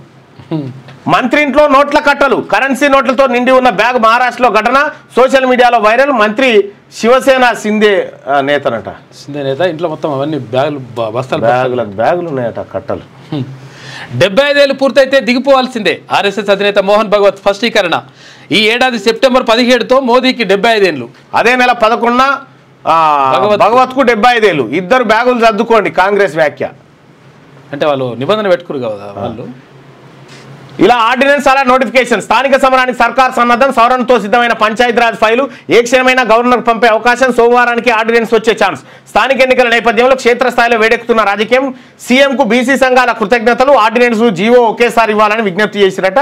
ఈ పాటికే జానారెడ్డి గారు మనసులో మాట్లాడి పెట్టవచ్చు, దీనికి కేసేయాలని చేసి ఉంటాడు ఈ పాటికి. ఎందుకంటే గతంలో రమాదేవి అనే టైంతో ఈయననే ఇచ్చింది, జానారెడ్డి కేసేయించినప్పుడు. కేసేయించి బీసీల రిజర్వేషన్ అడ్డుకున్నప్పుడు. ఆ కాలేజీలో ఫీజులపై 6 వారాల్లో తేల్చండి. పిటిషన్ వేసిన ఇంజనీరింగ్ కాలేజీల ప్రతిపాదనలు పరిశీలించండి. కొత్త ఫీజులను ప్రభుత్వానికి తెలపండి. టీఏఎఫ్ఆర్సీకి హైకోర్టు ఆదేశం. ఫీజులు పెంచుకోవడానికి అనుమతి ఇవ్వాలన్న కాలేజీల విజ్ఞప్తి తిరస్కరణ. ప్రస్తుతానికి పాత ఫీజులే. ఇక ప్రైవేటుగా వస్తువులు తనిఖీలమంటున్న ప్రైవేట్ వైద్య కళాశాల నుంచి భారీగా దండుకుంటున్న ఉన్నతాధికారి. ఈ లోటుపాట్లే అవకాశంగా వసూళ్ల పర్వం. కాలేజీల్లో సీట్లను బట్టి సొమ్మును డిమాండ్. ఓ మాజీ మంత్రి కాలేజీ నుంచి 40 లక్షల రూపాయలు తీసుకున్నట్ట. ప్రైవేటు వైద్య కళాశాలల వ్యవహారాలు చూసే సంస్థ ఉన్నతాధికారి భాగవతం. ఇక ఆ సంస్థలోనూ ఇష్టానుసారంగా వ్యవహారం, వారానికి ఒక్కసారి విధులకు హాజరవుతారంట. ఆయన కోసం ఏకంగా 3 ప్రభుత్వ వాహనాలు పెడతారట. ఇక కాలేజీ యూనివర్సిటీకి మల్లారెడ్డి కాలేజీ అన్ని ఫేక్ అనుమతులే అంతా. ఎస్సీఏ కేసు రంగంలోకి ఈడీ, ఎఫ్ఐఆర్ దర్యాప్తు వివరాలు కోరుతూ సిఐడికి లేక మనీ లాండరింగ్ కోణంలో విచారణ చేస్తా ఉన్నారట. ఇక కాళేశ్వరం కింద సాగునీరు 45,000 ఎకరాలే, 39,320 ఎకరాలు ఆరుతడి పంటలు, 5,250 ఎకరాలు వరి గింతేనా? కృష్ణా గోదావరి బేసిన్ పరిధిలో 38.76 లక్షల ఎకరాలకు, కృష్ణా పరిధిలో 17.68 లక్షల ఎకరాలకు నీళ్లు స్కైవేబ్ నిర్ణయం చేసింది. 1 ఎకరాల మాగానం 5,000 ఎకరాలకు వచ్చింది. లచ్చ కూడా లేదు, 1 ఎకరాలకు 5,000 వచ్చింది. ఉధృతంగా గోదావరి, సమ్మక్క సాగర్, మేడిగడ్డ బ్యారేజీలకు భారీగా వరద, అన్ని గేట్లు ఎత్తివేత, వాజేడు మండలంలో NH పైకి వరద నీరు రాకపోకలు నిలిపివేత, కృష్ణమ్మ పరవలు, శ్రీశైలానికి 1.77 లక్షల క్యూసెక్ల ఇన్ఫ్లో, 545.3 అడుగులకు సాగర్ నీటిపట్టం వచ్చిందట. కాళేశ్వరం కృష్ణా జలాలపై అసెంబ్లీలో చర్చకు సిద్ధం. కెమెరా తిప్పొద్దు, మైక్ కట్ చేయొద్దు, శాసనసభను వాయిదా వేసిపోవద్దు. బీఆర్ఎస్ నేత హరీష్ రావు సవాల్. ఘోష్ కమిషన్ కు 100 పేజీలతో నివేదిక ఇచ్చిందట. ఫస్ట్ మీ మామని అది అసెంబ్లీకి వస్తే అది వేరే. రాజాసింగ్ రాజీనామాకు బీజేపీ ఆమోదం, పార్టీ సిద్ధాంతాలకు అనుగుణంగా వ్యవహరించనందువల్ల వెల్లడి. ఎమ్మెల్యే పదవిపై అనర్హత వేటు వేసేలా త్వరలో స్పీకర్కు లేక చివరి శ్వాస దాకా హిందుత్వం కోసం పనిచేస్తా, రాజాసింగ్ స్పష్టీకరణ. ఇక 1 సెకండ్లో నెట్ఫ్లిక్స్ వీడియోలన్నీ డౌన్లోడ్, 10,000 సార్లు ఇంగ్లీష్ వికీపీడియా కూడా. ఇంటర్నెట్ వేగంతో సరికొత్త రికార్డు, వేగంలో సెకను 1.02 పెటాబిట్స్, జపాన్ శాస్త్రవేత్తల ఆవిష్కరణ. అధిష్టానం ఆ పాలనపై పూర్తి సంతృప్తిగా ఉంది. రాష్ట్రంలో సామాజిక న్యాయం హామీల అమలును ప్రశంసించింది. ముఖ్యమంత్రి రేవంత్, నేను అవగాహనతో పనిచేస్తున్నాం. కర్ణాటక తరహాలో తెలంగాణలో పవర్ షేరింగ్ ఏమీ లేదు. ఢిల్లీలో మీడియాతో డిప్యూటీ సీఎం భట్టి విక్రమార్క మాట్లాడాడు. ఈ ఆగని మృత్యుఘోష, కల్తీ కల్లు ఘటనలో మరొకరి మృతి, 9కి పెరిగిన మృతుల సంఖ్య, ఇంకా ఆసుపత్రిలో 48 మంది బాధితులు. గాంధీ నుంచి చెప్పకుండా వెళ్లిన ఓ వ్యక్తి, బాలనగర్ ఎక్సైజ్ సిఐపై సస్పెన్షన్ వేటు, మరో 4 అధికారులపై విచారణ. 10 గ్రాముల అల్ఫాజోలంతో 1200 కల్తీ కల్లు సీసాలంట, నిర్వాహకులు అడ్డగోలుగా ఆదాయం వస్తా ఉందట. ఆగని మృత్యుఘోష. నిన్న ఒక ఆయన కల్తీ కల్లుతో చచ్చిపోతే శ్మశానానికి తీసుకుపోతున్నట. శ్మశానానికి తీసుకుపోతుంటే పోస్ట్ మార్టం చేయాలని పోలీసులు పాడే తీసుకొని వచ్చి గాంధీ దవాఖానం. అయ్యో, పాడే తీసుకొచ్చి ఆడ పెడితే సిఐని సస్పెండ్ చేసి తీసుకొచ్చారు. ఒకసారి శనార్థి తెలంగాణలో ఉన్నటువంటి వార్తలు చూద్దాం. మరి కాసేపట్లో నేను జైరాబాద్ పోతా ఉన్నా, జరాసంగం, ఆ తర్వాత అటువైపు పర్యటన ఉంది. జహీరాబాద్ పర్యటన మేమందరం కూడా. బీజేపీ ఎంపీల మౌనం ఎందుకు? బీసీ రిజర్వేషన్లపై వారికి బాధ్యత లేదా? భాజపాకు 8 మంది ఎంపీలను ఇచ్చిన రాష్ట్రం, అయినా 42% బీసీ రిజర్వేషన్లపై నోరు మెదపని వైనం. తమిళనాడులో బీసీలకు 50% రిజర్వేషన్ల కల్పన, బ్యాక్వర్డ్ క్లాసెస్కు 30%, మోస్ట్ బ్యాక్వర్డ్ క్లాసెస్కి 20%. తెలంగాణలో అనాదిగా బీసీలకు అన్యాయమే. 42% బీసీ రిజర్వేషన్ల కోసమే వెంపర్లాట. బీసీ బిల్లు పాస్ అయినా కేంద్రంపై ఒత్తిడి తేలేకపోతున్న రాష్ట్ర బీజేపీ ఎంపీలు. అందరి వేలు బీజేపీ వైపే చూస్తున్న వైనం.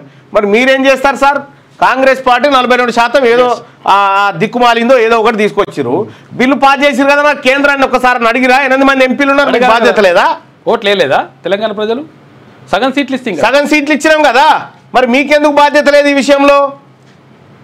అంటే బీసీని ముఖ్యమంత్రి చేస్తావు కానీ బీసీలకు 42% ఏది రిజర్వేషన్ విషయం మీకు వద్దా? భారతీయ జనతా పార్టీ ఎంపీలు ఈ 42% రిజర్వేషన్ అంశం ఢిల్లీకి పంపినామని చెప్తా ఉన్నారు కదా. ఢిల్లీలో ఈ కార్యక్రమాన్ని చేయాల్సింది మీరు కదా.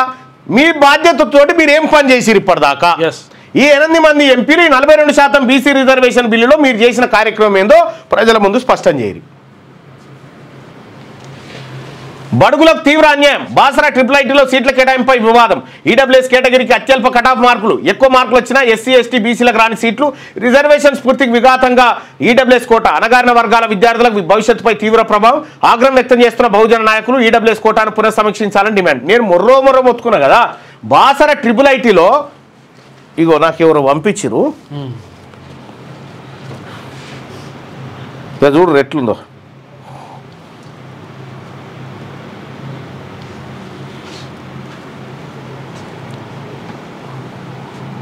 ఈడబ్ల్యూఎస్కి ఈజీగా సీట్లు వస్తాయి. తక్కువ మార్కులు వచ్చినా సరే, తక్కువ ర్యాంక్ వచ్చినా సరే, పెద్ద ర్యాంక్ వచ్చినా సరే, ఇవన్నీ ఉంటుంది లెక్కలు.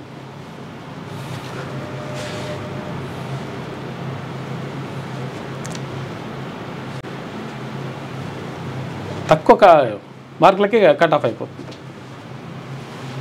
బాసర్లా ఇది పెట్టాను వాట్సాప్లో.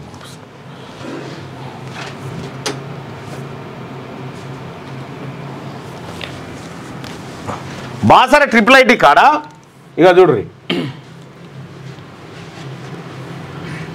మొత్తం సీట్లు 1690 సీట్లు ఉన్నాయి. ఎంపిక విధానం 10వ తరగతి మార్కుల ఆధారంగా ప్రభుత్వ పాఠశాల విద్యార్థులకు అదనంగా 24 మార్కులు ఇస్తారు.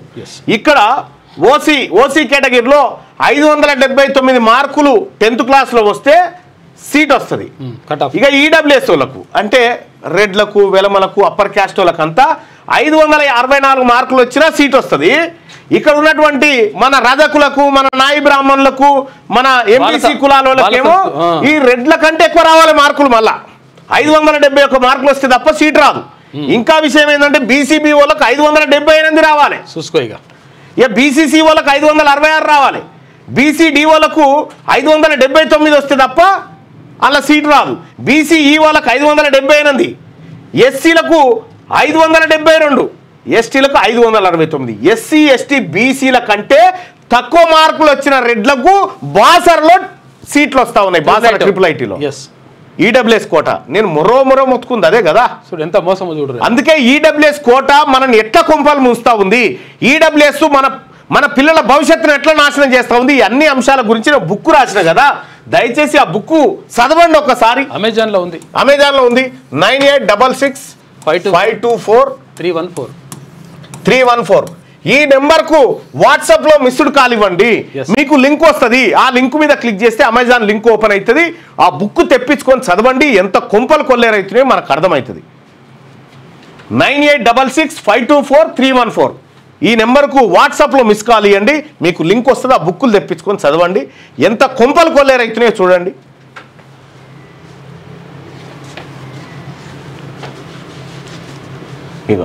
ఇది బాసర కాడ. ఇవాళ జహీరాబాద్కు తీన్మార్ మల్లన్న ఇక కంకోల్ రైతులకు బాసట. సదరు రైతు భూ కబ్జాపై ఆరా. అనంతరం లింగాయత్ ఫంక్షన్ హాల్లో బీసీ నాయకులతో సమావేశం ఉంది. ఇవాళ అక్కడ సంగారెడ్డి జిల్లాలో పర్యటన ఉంది. ఇక రాజాసింగ్ పయనమేటు రాజీనామా ఆమోదించిన షాక్ ఇచ్చిన బీజేపీ అధిష్టానం ఇకపై స్వతంత్రంగా కొనసాగుతారా, మరో హిందుత్వ పార్టీలో చేరతారా? అమర్నాథ్ యాత్ర నుండి తిరిగి రాగానే భవిష్యత్ ప్రణాళికని ప్రకటించే ఛాన్సు. తెలంగాణ రాజకీయాల్లో హిందుత్వ ఫైర్ బ్రాండ్ గోషామైల్ శాసనసభ్యుడు రాజాసింగ్ భారతీయ జనతా పార్టీకి చేసిన రాజీనామాను ఆ పార్టీ అధిష్టానం ఆమోదించింది. ఇది రాష్ట్ర రాజకీయాల్లో కొత్త సమీకరణలకు దారి తీసే అవకాశం ఉంది.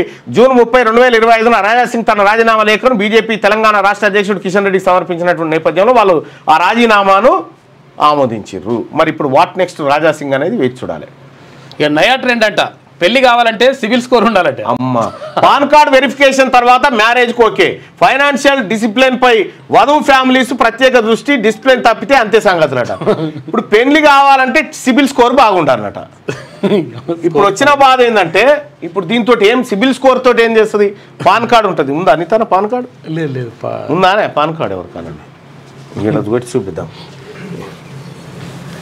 ఉందా?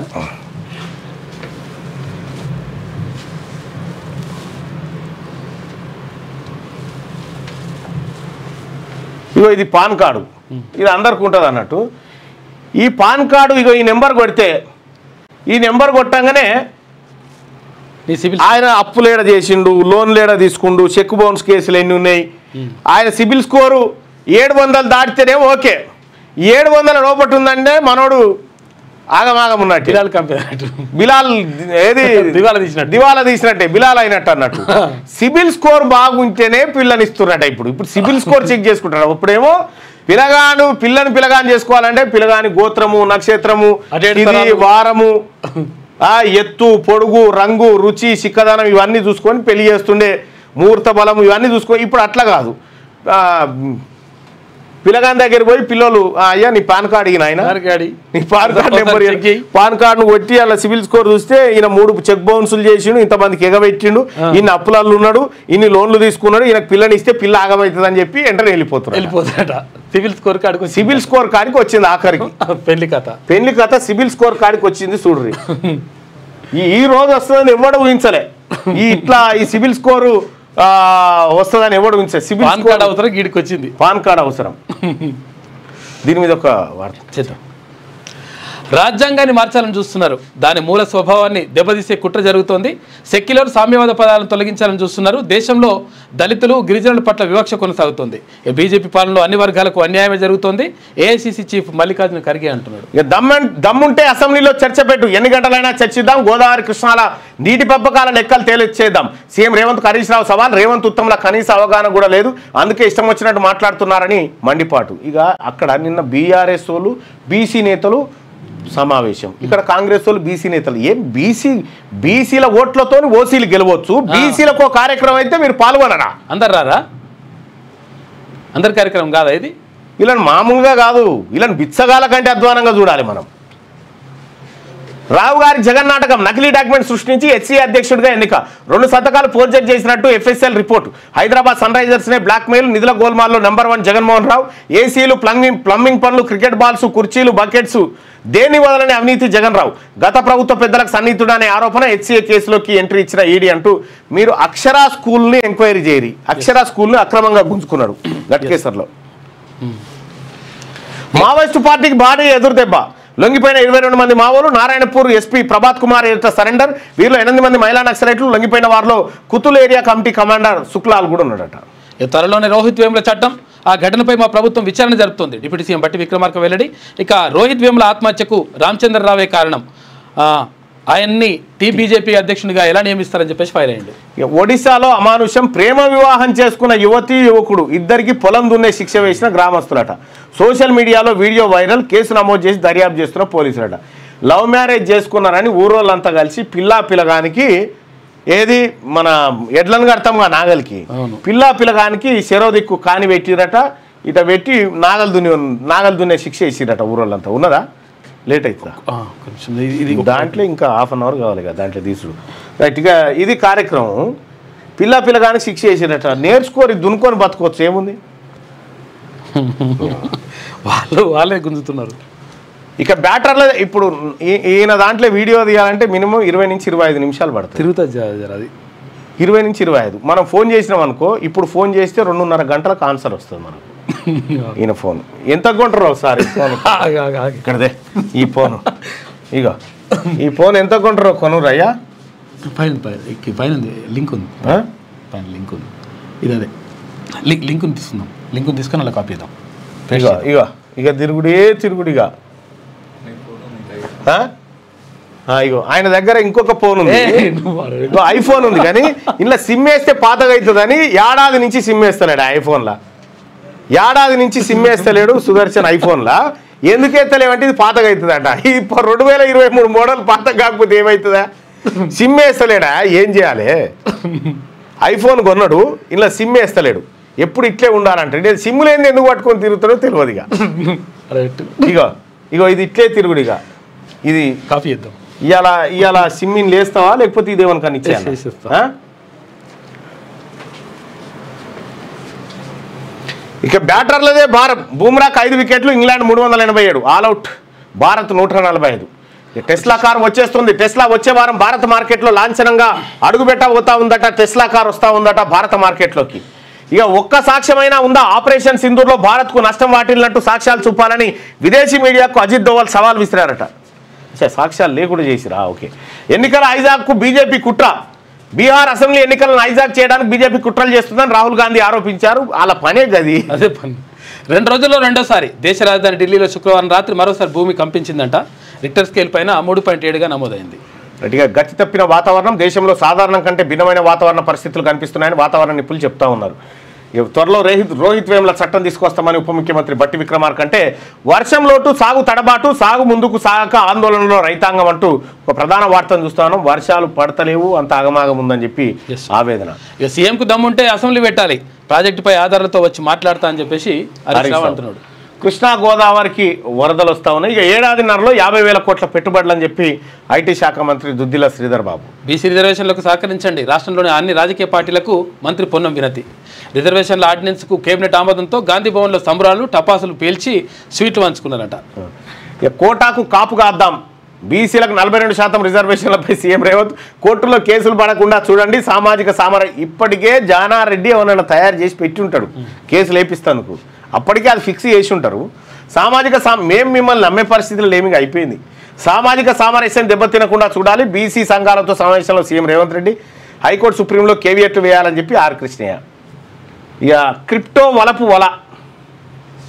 రాజాసింగ్ రాజీనామాకు బీజేపీ ఓకే. ఎమ్మెల్యే పదవికి రాజీనామా లేఖను స్పీకర్కి ఇవ్వాలని సూచన. రాజీనామా లేఖను. బీజేపీతో ముగిసిన 11 ఏళ్ల అనుబంధం. గోషమాల నుంచి వరుసగా 3 సార్లు గెలుపు. ఫస్ట్ ఆయన తెలుగుదేశం పార్టీ కార్పొరేటర్ ఉండే. రాష్ట్రంలో అణు విద్యుత్ ప్లాంట్లు. ఇతర రాష్ట్రాల్లో వీటి పనితీరుపై అధ్యయనానికి సీఎం ఆదేశం. ప్లాంట్ల ఏర్పాటు, ఖర్చు, ఉత్పత్తి ధరలు పరిశీలించాలని సూచన.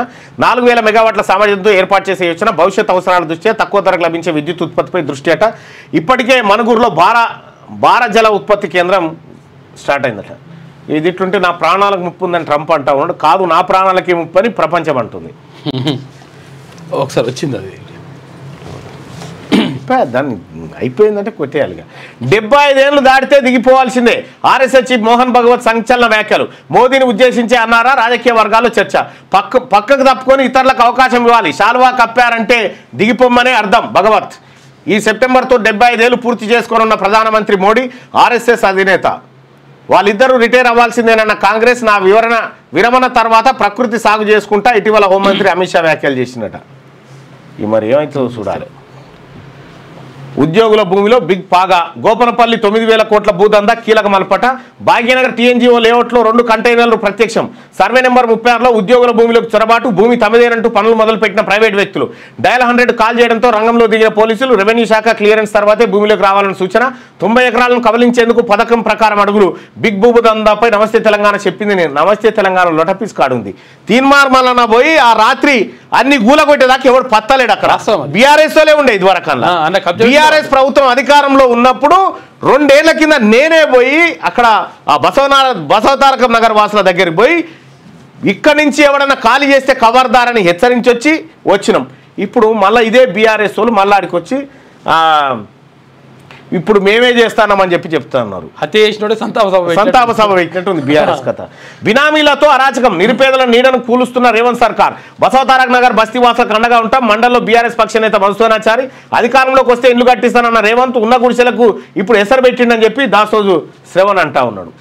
ఇక్కడ బసవతారక నగరు వాళ్ళని మేము అక్కడికి పోయి మళ్ళీ ఇంటికి వచ్చినాం. ఇంటికి రాగానే ఇక ఎవరు రాడనుకోని మొత్తం చుట్టూ అన్నీ వేస్తూ ఉంటే ప్రీకాస్ట్ ఉందా వీడియో ఏమన్నా ఉంటే ఆ ప్రీకాస్ట్ వాళ్ళు ప్రీకాస్ట్ కూడా కాదు, షీట్లు వేస్తూ ఉంటే నేను మళ్ళా పోయి మొత్తం అన్ని గులగొట్టి పోలీసులకు ఇక్కడ పహారా ఉండమని చెప్పి ఆ బస్తీ వాసులకు ధైర్యం చెప్పి వచ్చిన తర్వాత అప్పుడు మెల్లగా దిగుతురుగా లీడర్లు మెల్లగా ఒక ఆయన మెల్లగా ఇప్పటికీ మా వాళ్ళంతా అన్నీ టెంట్ వేసుకొని కూర్చున్నారు.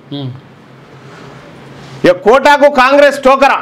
42% బీసీ రిజర్వేషన్లతోనే స్థానిక ఎన్నికలకు వెళ్ళాలి బీఆర్ఎస్. ఢిల్లీకి పంపిన బీసీ బిల్లును బైపాస్ చేసేందుకే ఆర్డినెన్స్. మాజీ మంత్రి తలసాని శ్రీనివాస్ యాదవ్ ఆగ్రహం. బీసీలకు ద్రోహం చేసేందుకే కాంగ్రెస్ కుట్రబందింది. మండలిలో ప్రతిపక్ష నేత సిరికొండ మధుసూదనాచారి.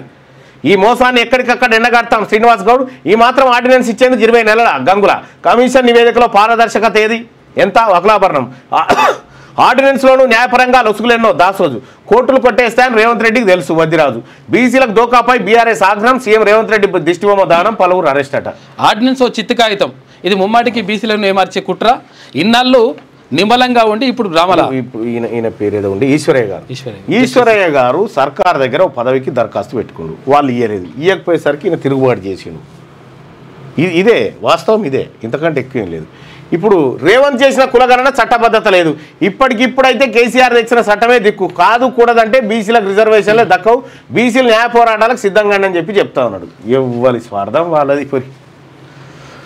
లోడు వచ్చినా గోడు తీరలే. యూరియా. రేవంత్ వర్స సుక్తం. ఇంజనీర్లకు వేతనాలు లేవు. ఇద్దరి మధ్య ఇరిగేషన్ అధికారుల సతమతం. ఇప్పటికీ 8 నెలలుగా 81 మంది జీతాలు నిలిపివేతనట. నీళ్ళ మంత్రికి బేసిక్ తెలియదు, సీఎంకు బేసిన్ తెలియదట. మీకేమో అన్ని తెలుసు కదా ఏడేడో దొయ్యాలి ఏం కథ అనేది. బీఆర్ఎస్ పాటలు పెట్టినందుకు దళిత దంపతులపై దాడి. మహబూబాబాద్ జిల్లా కేంద్రం కాంగ్రెస్ నాయకుల దౌర్జన్యం అట. ఇక బ్లాక్ లిస్ట్లో లూజ్ ఫాస్టాగ్లు అట్లా. 14న కొత్త రేషన్ కార్డుల పంపిణీ తుంగతుర్తిలో ప్రారంభించనున్న సీఎం. ఇప్పటి వరకు రాలిన మట్టి పూలు 518. మృతదేహాలు తారుమారు. వరంగల్ ఎంజీఎంలో ఘటన.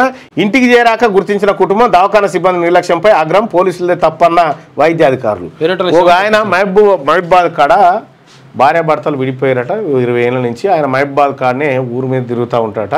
తిరుగుతూ ఉంటే వాళ్ళకు బిడ్డ కూడా ఉందట, బిడ్డే పెద్దదైందట. ఈ ఊరు మీద తిరుగుతూ ఉంటే ఆయనతో ఏదో ఆయపాయి బాగలేకపోతే ఎంజిఎం దవాఖానకి వేసిరట మహబాద్ పోలీసులు తీసుకుపోయి. ఎంజిఎం దవాఖానలో చికిత్స పొందుతూ చచ్చిపోయినట. చచ్చిపోయిన తర్వాత పోస్ట్ మార్టం చేస్తారుగా. చేసిన తర్వాత భార్య కబురు పంపిరట, మీ ఆయన చచ్చిపోయినా అంటే సరే తీసుకపోతా అని చెప్పి తీసుకొని పోయారు. మహబాద్కి తీసుకొని పోయారు. ఇక బిడ్డ వచ్చి ఆఖరిసారి నాయన ముఖం తీస్తామని చూస్తే నాయన కాదట. ఇది ఎక్కడ నాయనరా, ఈ నాయన ఎక్కడ అని మళ్ళీ మూసి మళ్ళా వరంగల్ ఎంజిఎం దవాఖానకు పంపారు. ఏంద్రా కథ అంటే ఈ తారుమారయ్యాట మృతదేహాలు. హోంగార్డుల జీతం పడలేదు. ఇక ఒక్కసారి గీ హాస్పిటల్ సంఘం ఆర్వీఎం హాస్పిటల్ ఉందిగా గడవిలు, ఆర్వీఎం హాస్పిటల్ వాళ్ళని ఆ హోంగార్డ్ వాళ్ళని పిలువ ఒక్కసారి. ఆర్వీఎం హాస్పిటల్ కాడ ఆపరేషన్ ఇటు చేయబోయి ఇటు చేసిరట. ఒక సైడ్ ఇటు సైడ్ ఆపరేషన్ చేయబోయి ఇటు చేసిరట. ఇక్కడ రోగం ఉంటే ఇక్కడ సైడ్ చేసిరట. ఇక ఆయన బాధ చూడరు పాపం. ఇటు రా బాబు, దా నువ్వేనా ఇకదా మైకి ఈయనకు. డిశ్చార్జ్ విశ్లేషణ ఏమైంది బాబు చెప్పు. రైట్ సైడ్ స్టోన్స్ ఉన్నాయని హాస్పిటల్లో అడ్మిట్ అయినా. రైట్ సైడ్ కిడ్నీలో స్టోన్స్ ఉన్నాయని, గాల్ బ్లాడర్లో ఉన్నాయని అడ్మిట్ చేసుకోరు. ఎన్లా ఆర్వీఎం హాస్పిటల్ అడ్మిట్ చేసుకొని సర్జరీ డోర్ పెట్టు. ఫస్ట్ నాడు సర్జరీ చేసిరన్నా. ఫస్ట్ నాడు సర్జరీ చేస్తే వాళ్ళ నాపు ఒక్క నిమిషం ఇది అయిపోయినాక ఫస్ట్ నాడు సర్జరీ చేసిరు. సర్జరీ చేస్తే మళ్ళీ 11-12 గంటల టైంలో నాకు కాన్షియస్ వచ్చి లెఫ్ట్ సైడ్ పెయిన్ వస్తుందని డాక్టర్ని పిలిచిన. లెఫ్ట్ సైడ్ పెయిన్ వస్తుంది సార్ అంటే వచ్చిండు. వచ్చి సార్ పట్టి ఉంది సార్ నాకు ఎందుకు పట్టేసిరా అంటే చూసిండు సార్. చూసి నీకు లెఫ్ట్ సైడ్ కదా చేసింది అని చెప్పిండు. కాదు సార్ నాకు రైట్ సైడ్ బ్లాడర్లు ఉంది స్టోన్ అని అడ్మిట్ అయినా అంటే వచ్చిండు. తల పట్టుకొని బెడ్ ఐసీయూలో బెడ్ ఉంటుంది కదా దాని మీద పేపర్ కరెక్షన్ చేసిన, అది కూడా ప్రూఫ్ ఉంది. పేపర్ కరెక్షన్ చేసిండు. ఇక్కడ పేపర్ కరెక్షన్ చేసిండు. రైట్ ఉన్నది ఎల్టీ లెఫ్ట్ అని రాసే కాడ రైట్ ఉన్న కాడ మళ్ళీ ఎల్టీ అంది దిపోయినట సార్. ఏమైంది మరి తర్వాత మళ్ళీ నాకు డౌట్ వచ్చి మా మిస్సెస్ని అడిగి పిలిపించి ఫోటో తీసుకున్నా. తర్వాత మళ్ళీ 5-6 గంటల టైంలో ఒక డాక్టర్ వచ్చిండు. అశోక్ నీకు చిన్న సర్జరీ చేస్తాం, సర్జరీ ప్రాసెస్ వీడియో తీయడం మర్చిపోయినాం మేము, రైట్ సైడ్ కింద చిన్న ఘాటు పెడతామని చెప్పిండు. నాకు తెలియక సరే సార్ అని చెప్పిన. మరి నాకు ఇటు సైడ్ ఎందుకు కట్ చేసి రాదంటే అది నేను చెప్తా చిన్న నీకు లెఫ్ట్ సైడ్లో 2 స్టోన్స్ ఉంటే స్టోన్స్ తీసేసినాం అన్నాడు. సరే సార్ అని చెప్పి మార్నింగ్ తీసుకెళ్ళారు. ఆపరేషన్ థియేటర్కి తీసుకెళ్ళి కట్ చేసి మళ్ళీ పంపించేసారు. తర్వాత మళ్ళీ అడిగాను డిశ్చార్జ్ అప్పుడు కూడా నాకు సివియర్గా పెయిన్ వస్తుంది సార్ అంటే అట్లనే వస్తుంది, స్టోన్ ప్రాబ్లం కదా, ముందంటే పెయిన్ రాదు, స్టంట్ వేసిన వాటి పెయిన్ రాదు అన్నాడు. నాకు ప్రాబ్లం ఉన్నది వదిలేసి కొత్త క్రియేట్ చేసిరు సార్ అంటే కాదు నీకు మెడిసిన్ వాడితే నీకు క్రియేట్ మొత్తం పోతుంది అన్నారు. తర్వాత మళ్ళీ ఇది లెఫ్ట్ వెళ్ళినా, ఇది రైట్. ఈయన ప్రాబ్లం ఏమో రైట్లా, చేసిన ఆపరేషన్ ఏమో లెఫ్ట్లా. ఇది చూస్తే సిగ్గు పోతుందని మళ్ళీ తీసుకుపోయి దవాఖానలకు తీసుకుపోయి మళ్ళీ ఇక్కడ కార్డు పెట్టి తోలిరు. ఇగో ఆర్వీఎం హాస్పిటల్ గీడ ఏడుంది, అది లక్ష్మకపల్లి ములుగు ఈ సిద్దిపేట పోయే తోల ఆర్వీఎం దవాఖాన ఉందా. ఇగో ఈడ రాళ్ళు ఉంటే ఇగో ఈడ కాట్లు పెట్టిరట. గాల్ బ్లాడర్లో ఇటు కుడి బాధికేమో రాళ్ళు ఉంటే ఎడమ బాధికి ఆపరేషన్ చేసిరట. ఇక చూసుకో ఆర్వీఎం దవాఖాన. ఇప్పుడు ఏంది మరి నీ పరిస్థితి? రివ్యూకి వెళ్తేనేమో చీమ్ ఉంది లెఫ్ట్ సైడ్లో, చీమ్ ఉంటే తీసేసినాం అన్న ఒక డాక్టర్ అంటుండు. మళ్ళీ ఇంకో 4 పెద్ద మనుషులు తీసుకెళ్తే జస్ట్ నీకు వాపు వచ్చింది, ఆ కిడ్నీ వాపు వస్తే చీమ్ ఉందా లేదా అని కట్ చేసిన అంటుండు. వాళ్ళు ఇచ్చిన ఎంఆర్ఐ రిపోర్ట్ ప్రకారం లెఫ్ట్ సైడ్ కిడ్నీ బరాబరే ఉంది, అటెన్షన్ ఉందని ఉంది. ఎందుకు చేసిరు సార్ అంటే కూర్చో, నేను పైకి లెటర్ రాస్తా, కూర్చో కూర్చో కూర్చో. హోంగార్డులను పిలువు. వాళ్ళని హోంగార్డులు అనివార్య కారణాల వల్ల ఏది కోవిడ్ టైంలోనో ఎప్పుడో ఉద్యోగానికి హాజరు కాలేకపోయారు ఒక 8-10 రోజులు. కానటువంటి వాళ్ళని ఉద్యోగంలోంచి తీసేసారు. ఉద్యోగంలోంచి తీసేస్తే మళ్ళీ వాళ్ళు హైకోర్టుకు పోయి ఆర్డర్ తెచ్చుకున్నారు, వాళ్ళని మళ్ళీ ఉద్యోగాల్లో నియమించండి అని చెప్పారు. చెప్పిన తర్వాత మళ్ళీ ఇప్పుడు పోలీస్ శాఖ ఏం చెప్తా ఉందంటే వీళ్ళని ఉద్యోగాల్లోకి తీసుకుంటాం కానీ మళ్ళీ అన్ని టెస్టులు పెడతామని చెప్తా ఉన్నారట. ఇప్పుడు కానిస్టేబుల్ని సస్పెండ్ చేస్తే ఆయనని ఉద్యోగంలోకి మళ్ళీ టెస్టులు పెట్టి రాత పరీక్షలు పెట్టి తీసుకోరు కదా అనేది వీళ్ళ వాదన. రండి ఇప్పుడు రుక్కుమంటే రుక్కుతారు. ఇప్పుడు వాళ్ళు వాళ్ళకి మైకి చెప్పండి బాయ్ సబ్ మాట్లాడు, చెప్పండి మీ బాధ చెప్పండి. సార్ నమస్తే, నా పేరు సత్యనారాయణ, మాజీ హోంగార్డు. మేము విధులకు ఒక 10 సంవత్సరాల నుంచి డ్యూటీలు చేసినాము. అయితే చిన్న చిన్న ఆబ్సెంట్ కారణాల వల్ల మమ్మల్ని పక్కా పెట్టిర్రు. మమ్మల్ని పక్కా పెట్టి అప్పుడున్న ఆఫీసర్లు వస్తుంటే ఒక 2 రోజులాగు 5 రోజులాగా అని చెప్పేసి అట్లే రిమూవ్ చేశారు.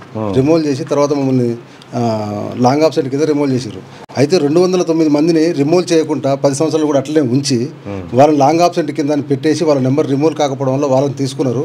మమ్మల్ని మేము రోజు ఆఫీసులోకి పోవడం వల్ల మా నెంబర్ రిమూవ్ చేసి మేము హైకోర్టు ఆర్డర్ తెచ్చుకున్నా కానీ తీసుకుంటలేరు. హైకోర్టు ఆర్డర్ తీసుకొస్తే డీజీపీ మేనేటర్ అని పెట్టేసి వాళ్ళు మమ్మల్ని స్పోర్ట్స్ పెడుతారు. 20 సంవత్సరాలలో పెట్టవలసిన స్పోర్ట్స్ మేము ఆల్రెడీ ఆ స్పోర్ట్స్ అనేది చేసినాము. మళ్ళీ ఇప్పుడు స్పోర్ట్స్ చేయమంటారు. ఇప్పుడు స్పోర్ట్స్ చేయాలంటే మేము 40+ ఉన్నాం ఎవరైనా. ఇప్పుడు ఈ స్పోర్ట్స్ చేస్తే ఏమైనా జరగవచ్చు ఆరోగ్యరీత్యా. ఈ మా ఫ్యామిలీలకు అందరూ మేము దూరం అయిపోతాం. కానీ ఇప్పుడు స్పోర్ట్స్ అనేది కరెక్ట్ కాదు. ఇప్పుడు ఉన్న ఆఫీసర్లు ఎవరైనా ప్రమోషన్లు వస్తుండొచ్చు, లేకపోతే వారు కూడా సస్పెండ్ అవుతుండొచ్చు, వేరే కారణాల కేసులలో ఉంటుండొచ్చు. కానీ వాళ్ళందరికీ పెట్టలేని స్పోర్ట్స్ ఇప్పుడు మాకు పెడుతున్నారు. మమ్మల్ని కక్ష సాధింపు చర్యగా చూస్తున్నారు. మేము టీఆర్ఎస్ ప్రభుత్వం ఉన్నప్పుడు కూడా ప్రతిరోజు పోయి అందరిని ఆఫీసర్లను కలిసినాము, మినిస్టర్లను కలిసినాము, 2 మినిస్టర్లను కూడా కలిసినాము, హోమ్ మినిస్టర్ని, ముఖ్యమంత్రిని కలిసినందుకు మాకు ఎప్పుడు ఛాన్స్ దొరకలేదు. కవితక్కను కూడా కలిసినాము, ఆమె కూడా ఎవరు స్పందించలేదు, మమ్మల్ని ముందుకు తీసుకుపోవట్లేరు. అయితే కాంగ్రెస్ ప్రభుత్వం వచ్చినాక రేవంత్ రెడ్డి సారు ఒక మీటింగ్లో హోంగార్డ్స్ అందరికీ తీసుకుంటానని కూడా చెప్పిండు. ఆ క్లిప్ కూడా ఉన్నది. హోంగార్డ్స్ అందరినీ తీసుకుంటానని చెప్పిండు. తీసుకుంటానని చెప్పినాక కూడా అతను ముఖ్యమంత్రి దగ్గరికి పోతే హోమ్ మినిస్టర్ పరంగా మేము పోతున్నాము, ముఖ్యమంత్రి పరంగా ప్రోటోకాల్ అడ్డం వస్తుంది. మమ్మల్ని ముఖ్యమంత్రిని కలవరిస్తలేరు. హోమ్ మినిస్టర్ పదవి వేరే వాళ్ళకి ఇవ్వకపోవడం వల్ల మాకు ఆ ఛాన్స్ కూడా లేదు. మేము పోతున్నాం. ఇక్కడ మన సస్పెండ్ అయిన ఆర్టీసీ కార్మికుల గురించి మాట్లాడండి అన్న దయచేసి అంటున్నారు. సస్పెండ్ అయిన 600 మంది కార్మికులను గురించి మాట్లాడి దాదాపు 300 మందిని మళ్ళీ ఉద్యోగంలో పెట్టించిన తీన్మార్మలనని చేసిన పని చెప్పండి మరి సార్.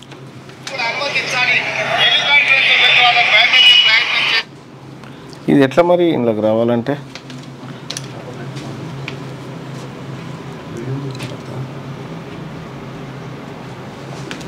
అయితే డీజీపీ ముఖ్యమంత్రి ఆఫీస్కి పోయినప్పుడు కూడా కంటిన్యూషన్ చేయాలి సార్. నెట్ ఆన్లో లేదా? సరే, ఇక్కడ రేవంత్ రెడ్డి గారు చెప్పినటువంటిది క్లియర్గా మేము ఒకవేళ ఈ రోజు ప్రభుత్వం డిపార్ట్మెంట్ చర్యల కింద 100 రోజుల్లో కాంగ్రెస్ ప్రభుత్వం వస్తుంది, వాళ్ళ మీద పెట్టిన అక్రమ కేసులు తొలగిస్తాం, ఉద్యోగాల నుంచి తొలగిస్తే కూడా తిరిగి వాళ్ళకు ఉద్యోగాలు కాంగ్రెస్ పార్టీ ఇస్తుంది. రవీందర్ కుటుంబానికి ఈ రోజు హోంగార్డ్ కుటుంబాన్ని ఉద్దేశించి ముఖ్యమంత్రి గారు వాళ్ళకు 100 రోజుల్లో వీళ్ళకు తిరిగి ఉద్యోగాలు ఇస్తామని ఎలక్షన్ ముందు చెప్పినటువంటి మాట వీడియో రూపంలో ఉంది.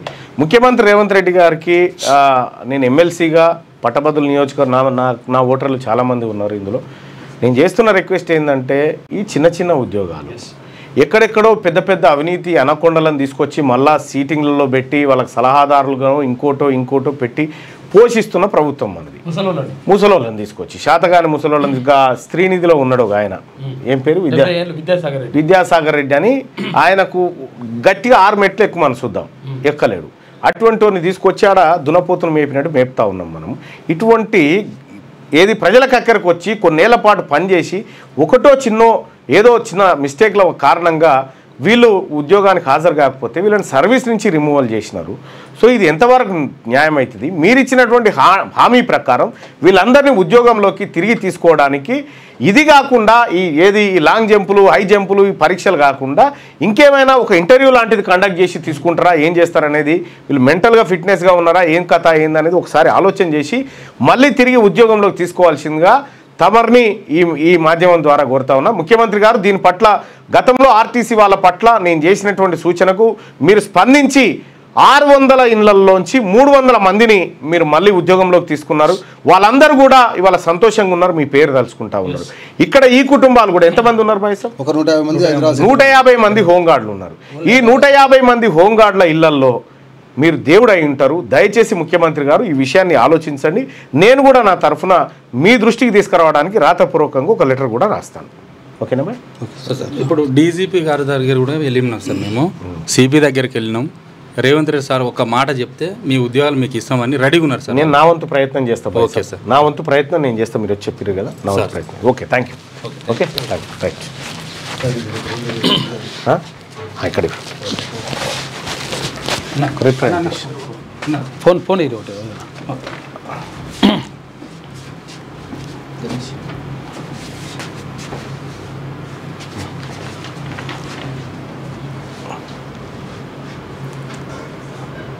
ఓకే.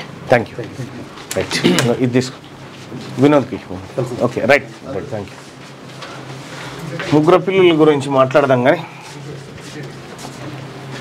ఇది మహబాద్లో ఏది మృతదేహాల తారుమారు కథ. ఇక హోంగార్డులకు జీతం పడలేదు, 11వ తేదీ దాటినా 11 జిల్లాల్లో అందని వేతనాలు, స్కూల్ ఫీజు పిల్లల స్కూల్ ఫీజులు సైతం కట్టలేక ఇబ్బందులు, రెయిన్ కోట్లు కూడా ఇవ్వని కాంగ్రెస్ ప్రభుత్వం త్వరగా కరుణించాలంటూ చిరుద్యోగులు వేడుకోవాలంటూ ఒక వార్త. ఇక గతంలో వీళ్ళని ఉద్యోగంలోకి ఏం తీసేసిన ఆయన కేసీఆర్ వాళ్ళే రాసిరు మళ్ళీ హోంగార్డుల గురించి తీసేసింది వీళ్ళే కొట్లాడుతూ ఉంటారు. దొంగది కాదు దొడ్లేకి రాదన్నట్టు ఇట్లుంటది వీళ్ళ కథ.